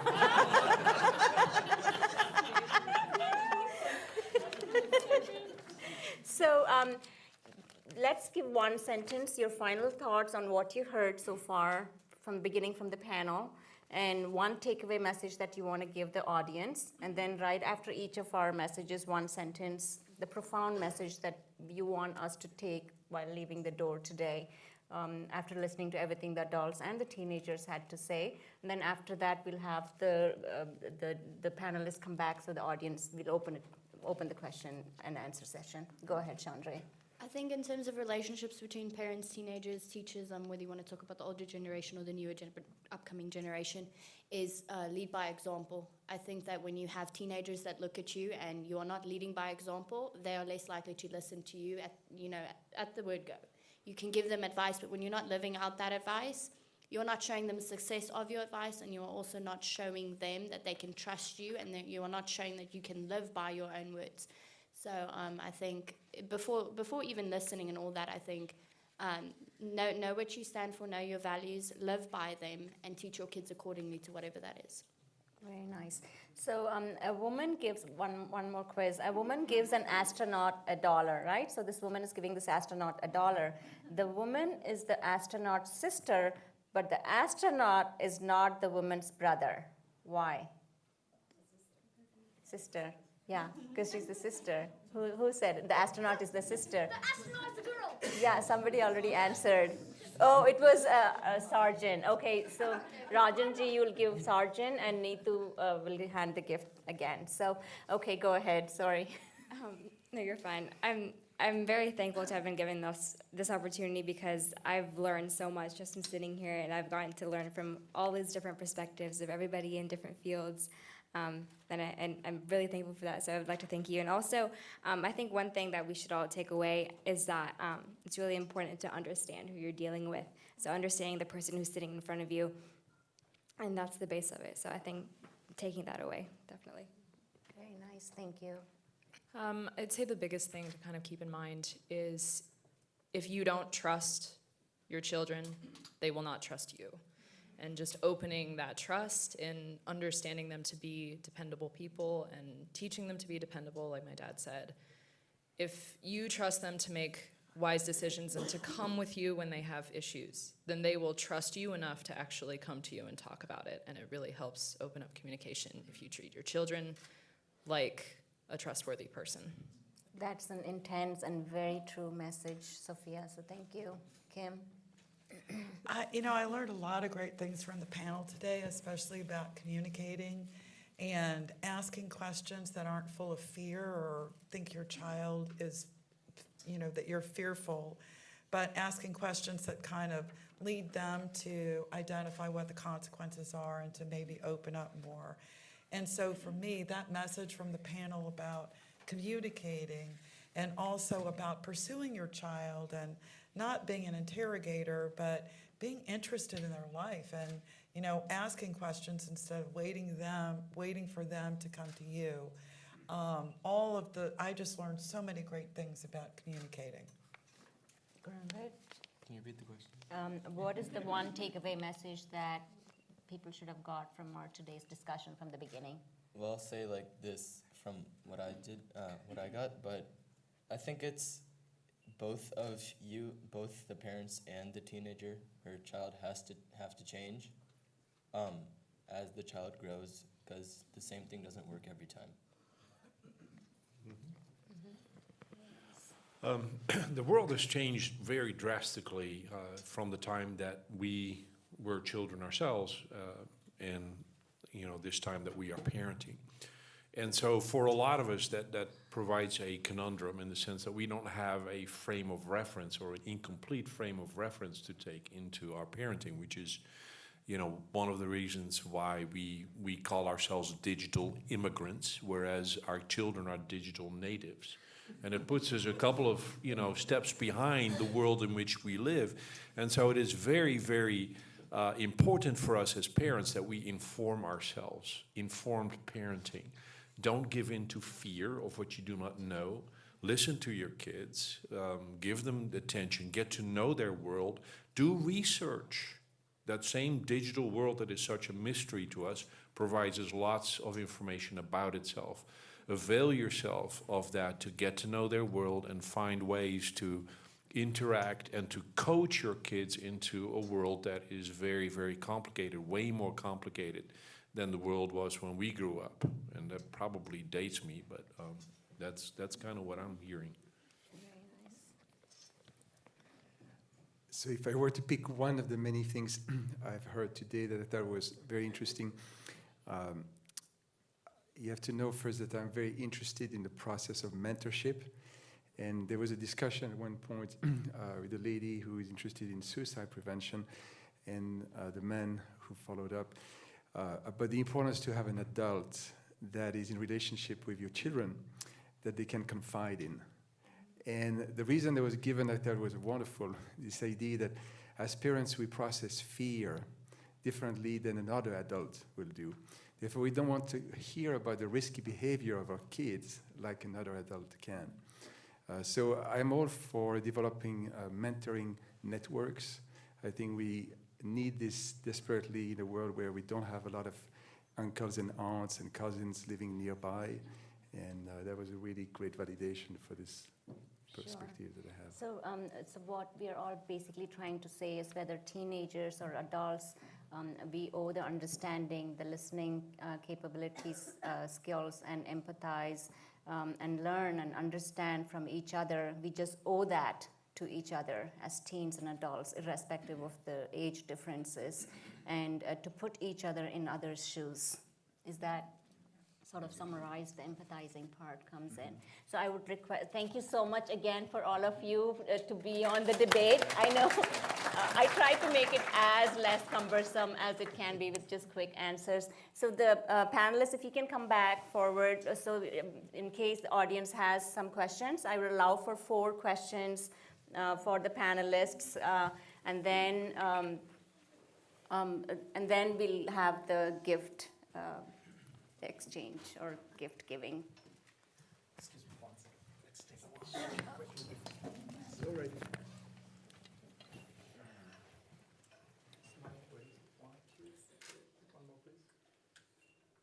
Thank you. Thank you. So panelists, why don't you come back forward? And thank you, Chandra and Sophia. Thank you. And Remco and Fred. Yes. We might need one more chair. You both are leading You got the us. easiest job. Just sit and be pretty. We might need, let's put one chair, if you don't mind. Oh, okay, sure, no problem, yeah.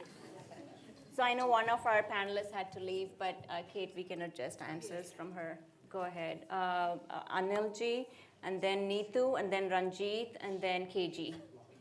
So before I forget my question, I thought I'd raise my hand. Grand question, since some of us were ignored totally. What role, if any, I know there is, can grandparents play in the lives of their children and grandchildren? And I say that grand, G-R-A-N-D, because they are grand. Very, very nice, and very nice. Thank you, thank you. Very important part in our lives. Well, I think it takes a village, so they're part of the village, and I think that it's very important. The values are so different than our values are today, and however, they can always teach us a lot about, stability, about relationships, and just because they're older doesn't mean they don't bring something to the plate, so they do, and I think they're really important. They are an extension of the whole family, so really important. Yes. If I can clarify, what positive role can they play? Because there is such a disconnect. There's a generation gap of 2. And they have to educate themselves. They have to learn the lingo, so to speak. I come from the generation where if I tap on the keyboard, I'm afraid I might break the computer. So you're looking at the perspective from the children's perspective to the grandparents? Or the grandparents' perspective of the children? Both for children and grandchildren. But if they were raised with their grandparents, there's no question about the value that they bring to each other. So if they were brought up with each other, like my son was raised, helped me raise my son, they have a bond because they were, and so what he learned from my mom is that if I had to spend time with one of my children, it would be my oldest son. He likes cooking. That came directly from my mother. She was a great cook. So there's something that always can be, learned and taken with you later on as a life skill maybe. But I think that in that relationship, they both learn from each other. I mean, she had the opportunity to, raise him till he was about 5. He had the opportunity to learn things in the kitchen. He's a great cook, and he likes that. That didn't really come from me. I was always out working or whatever, but it did come from my mother. So there was a value, and it was something that they both learned together, and then made them both greater people. So Very nice. they were able to appreciate each other. Maybe Anyone not else? then, but now I'd like they to do. add to that. Yes. Sure. I would say 2 things. One, I would say treat the millennial, right, or treat the, that's the age now, that's teenagers, 20s and 30s. Treat that age, that's 2 generations, 2 generations down, right? Treat them like they're the most interesting, important person in the universe. I think that we just, as the older we get, we tend to think that we're the most important thing in the universe, right? And they should be listening to us. We're the wise ones. The older we get, the wiser we are. They should be sitting at our feet and learning, right? We should be the ones talking all the time. If we treat them as though they're interesting and important and truly believe that, it's like Dale Carnegie taught us to be genuinely interested in people, we would actually apply that to the younger generation. They would respond by feeling respected, and they'd feel important, and they would want to share, and they'd feel like you're one of their best friends. They would really feel that way. And then I say the second thing is, it's actually the way that you treat your child, right? Right? So they have children, and you want to impact and be part of their life. The way that you respect and love their parents has a lot to do with the way they perceive you. So those 2 things, I think, can make a massive impact in building a stronger relationship and relating to that the 2 generations down, your grandchildren. Very nice. I think Neetu and then Ranjit. I need the person to stand and use this microphone to ask the question. Thank you. Okay, go ahead. Hi, my name is Neetu, and I have a teenager kid. My question is, I don't know if there's an answer for it, but if a kid is very academic focused, and we are talking about, being a street smart. So how do I train a person? See, as a parent, most of us, we give value to a kid, a teenager. Being an Indian parent, it is more important than anything else. We give them academic, we send them to good school, and of course we tutor them at home. But how to make them street smart? Because that's important. It's such an excellent question. It really, really Thank you. is. I'm always- And I think that they have something to say. However, it's a great question. Honestly, it's a really good question. But I think that if you take the opportunities in life to teach them. Go ahead. You Correct. teach them opportunities outside the home. So maybe volunteering, seeing what the world is really like, seeing, why you would want to maybe feed the homeless at soup kitchens, and expose them to the outside world, that would help them, become, better human beings later on, but also to see that, not everybody lives the way that, maybe you live, that there are people outside that are maybe less fortunate, and, everybody here was talking about what they do $1 million. Everybody in their heart would like to do something for someone else. So I think that teaching them those values, I'm Yes. sorry to So cut Neetu, you off. I would like you to hear from Guranga, Shreya, Sure. and then we'll follow up with the Yeah, please. comments. Okay, well, street smart, where I got it from was from my friends, because school you're already gonna get. That's what your parents can assure you. Your parents can't assure you that you'll know the knowledge of, suppose like what the kids know, because I'll use my example, because I came from India, and I had to make some friends. I was assured at school, but I didn't know what was the common thing that was going around. I didn't know what was the norm. So it's mainly street smart comes from your friends and your peers. I don't think it can come from adults, but I think it's more of your peers and your people your age group. Very nice. Shreya? Oh, sorry. I think the younger generation is They eager have to say the answers. answer because you generally have the answers, yes. My family is originally from Nepal, and I was raised with a typical brown household, that, it's purely academics. You only focus on schools. Your priority is always school. Everything else, friends, extracurriculars, always comes after that. And I think, yes, definitely, academics is number one. And I think we all, as kids, we know that. But it's also equally as important to be with your friends and be outside of your focus of education, because that's where you learn the most. I've learned the most, like he said, from our peers, from my friends, and from TV, from modern, like anything you would watch on Netflix. I learned so many things from shows that I watch, and I think it's just I mean, yes, definitely have an emphasis on education, but also making sure that you make sure your child has time for other things as well, because that's what's really going to help them, survive in the real world. Very nice. Thank you. Ranjit? Yes. Did that answer your question? Yes. I think she has to be more exposed to Yes. everything. But the school studies are so pressurized. They have so many activities. I never allow her to watch movies. Sure. See, you are yourself admitting that Yeah, not maybe giving an that's what I said. opportunity to socialize Exactly. your child. That is very important. See, she was, I don't want to say that, see, we are giving more importance to the community. You have to balance it. Right. If you cannot balance it, you are doing justification, you're not doing justification for the child. Especially So you have to being balance raised in it. this Definitely country. you have Yes. to balance it. Sir, as far as the question you were asking, sir, you are the role model of your grandchildren. You are the role model of your grandchildren. You are the one guiding them, not his parents. Because they are very busy with their schedule nowadays. The parents are not spending much time with. Being a grandparent, you are the one going to take care of them. So you are definitely going to be the role model for them. That's what I personally feel like. Yes. Because most of the time we discuss the same thing at home. Very nice. Good. So now you feel you're not being ignored. Yes, high expectations. Ranjit? Hi. See, I have a 16-year-old and a 12-year-old, right? So we've just gone through the first phase of learning to be parents of teenagers. But one thing I'm dealing with right now is being a parent of a driver. And it puts a lot of pressure on the family that first, there are 3 drivers and 2 cars, so that itself is a big problem.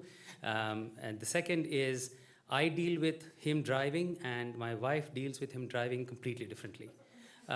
So I'm more like, he knows what he's doing, he should be fine, and she's the one who will probably follow him in the second car.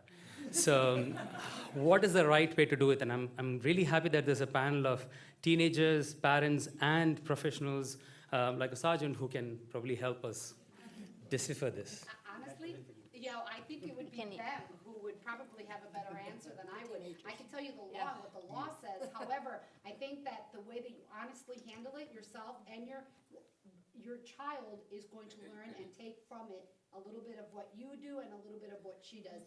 They'll be a little bit more cautious because she's like, oh my God, be careful there. And you're more like, whatever, just drive. Because normally it is just drive, and that's where they get their experience. So I think your child's going to get a little bit from both, which is okay. I would like to have a trainer rather than the parents Dr. Tofia, I'm sure you have an answer for this one. Well, I was just thinking, take them to Tiny Town. Some bonus tickets. Exactly, so they make sure that they know the rules of the road, and hey, you got to trust them. Just trust them. I'll relay that to my wife. Yeah, and What's the worst that could happen? Yeah. So Ranjit, this is being recorded, so definitely we can show Sridevi. Who had the next question? Go ahead, KG. Hold on, you have to stand up and use the mic. So can I have the? Yeah, you can face. Am I authorized You can to face this side. She's my Yes. wife. So I got you, sir. thank you. You take me. So we were talking about the child's growth, especially between 12 to 24 or whatever it is, right? And the life is full of surprises, especially when the kids are growing.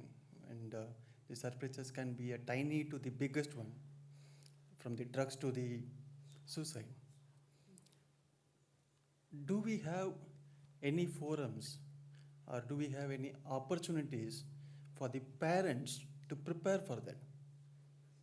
Myself and my wife went to a course called NLP, Neuro-Linguistic Programming, which is nothing but if you talk to a person for say 2 hours or live with a person for 24 hours, you will be able to align yourself to the mood or the emotion or the behavioral pattern of the opposite person, which makes you to think alike, which makes you to communicate alike, and they become your friend.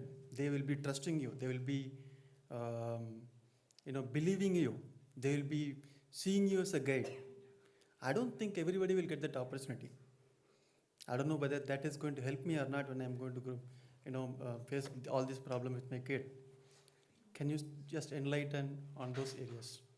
So the question is, are there any forums which prepares the parents to deal with kids and challenges from the smallest to the biggest, so they start to think alike?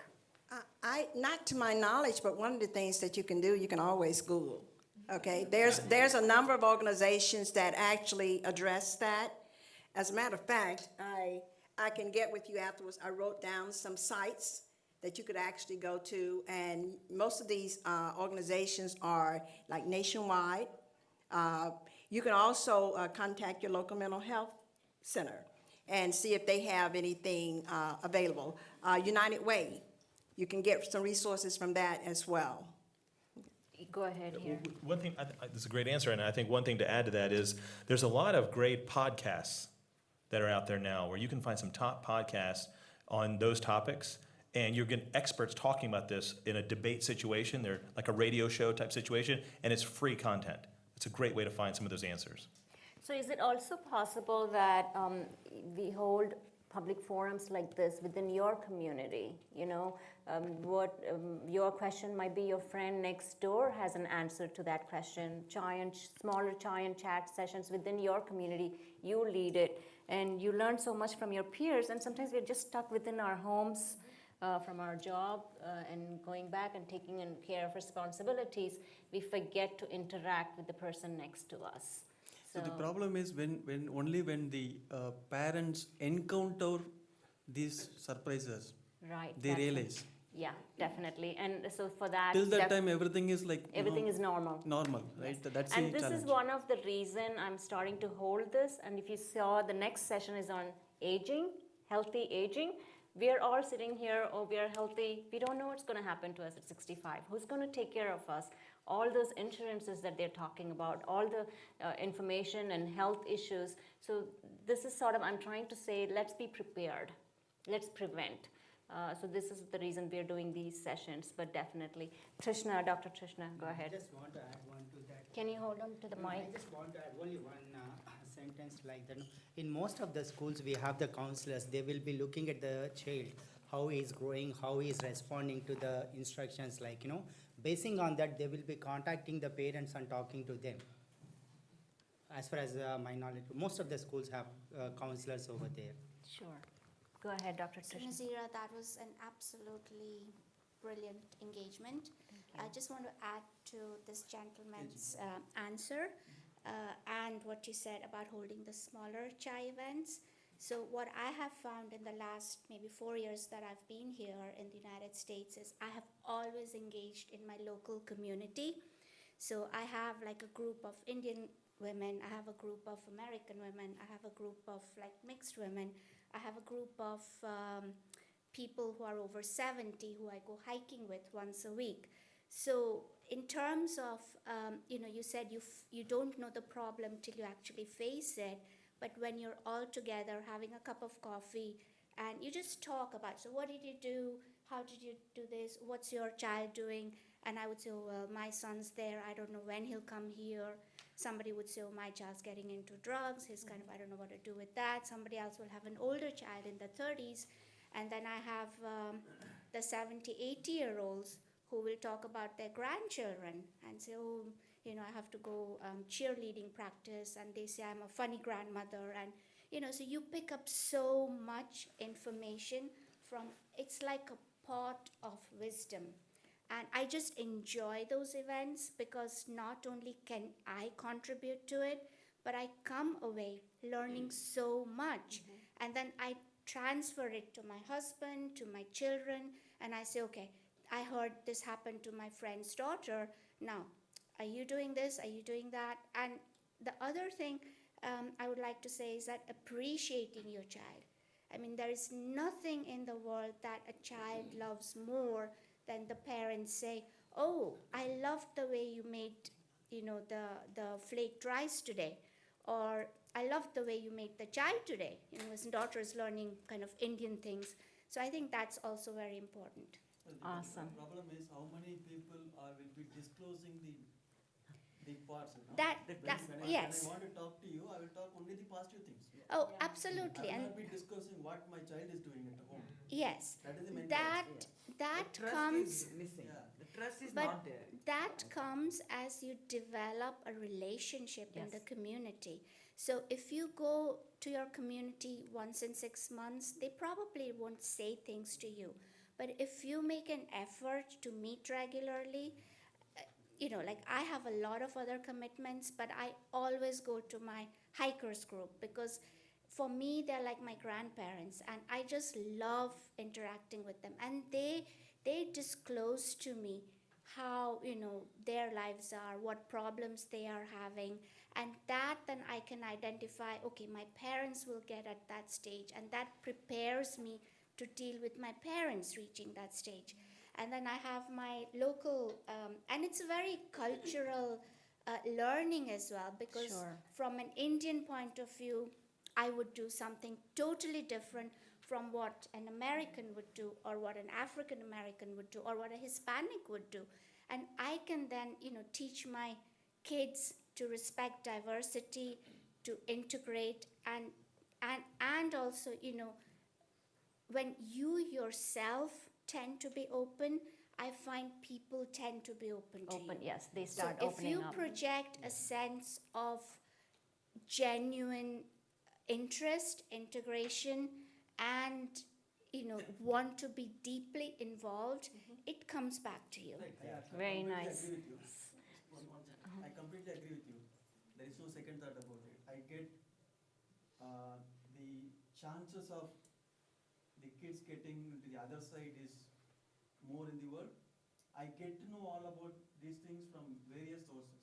It could be chatting, it could be news, it could be internet, it could be anything else. But when it comes to me, how correctly I should respond? That is my question. She was telling, right, when the kid comes to me and say that, I want to try this, instead of saying, oh no, don't try that, she reacted saying that, okay, go to here, see the complications, see the effect of it. Right. And then decide. Sure. So that maturity, how a parent will get when he encounters. Yes, and it's very situational. A parent who's experienced any untoward events or the biggest events might become advocates for such situations, and those are called support groups. So there are several support groups for abusive kids who've been raised in an abusive situation or are in an addiction disorder groups. So definitely, and can you share some of the organizations with KG? Yeah, Okay. she's absolutely right. Depending on what your issue is, most likely you'll be able to find a mutual support group. And I think that's what you're asking for, somebody who has a sense of what you're going Understanding. through, what you're experiencing, okay? And a mutual support group, like the doctor was saying, it's like initially you're just meeting, and when you get comfortable, you can start opening up. But you want to make sure that you utilize that opportunity to open up, because what you'll find out in a mutual support group is that most likely there's somebody in that group who has a situation that's much worse off than yours, and you can communicate. So, again, whether it be your local physician or maybe a children's center or your mental health center or, again, the United Way, you can contact them and they Find can the kind of lead you in the resources. right way. But Very Google nice. works as well. Very nice, thank you. So time is up. I would like for those parents who've come with their kids to give the thank you mementos to the panelists who spent their time here this evening and educating all of us. So first of all, thank you to the panelists. So thank you so much.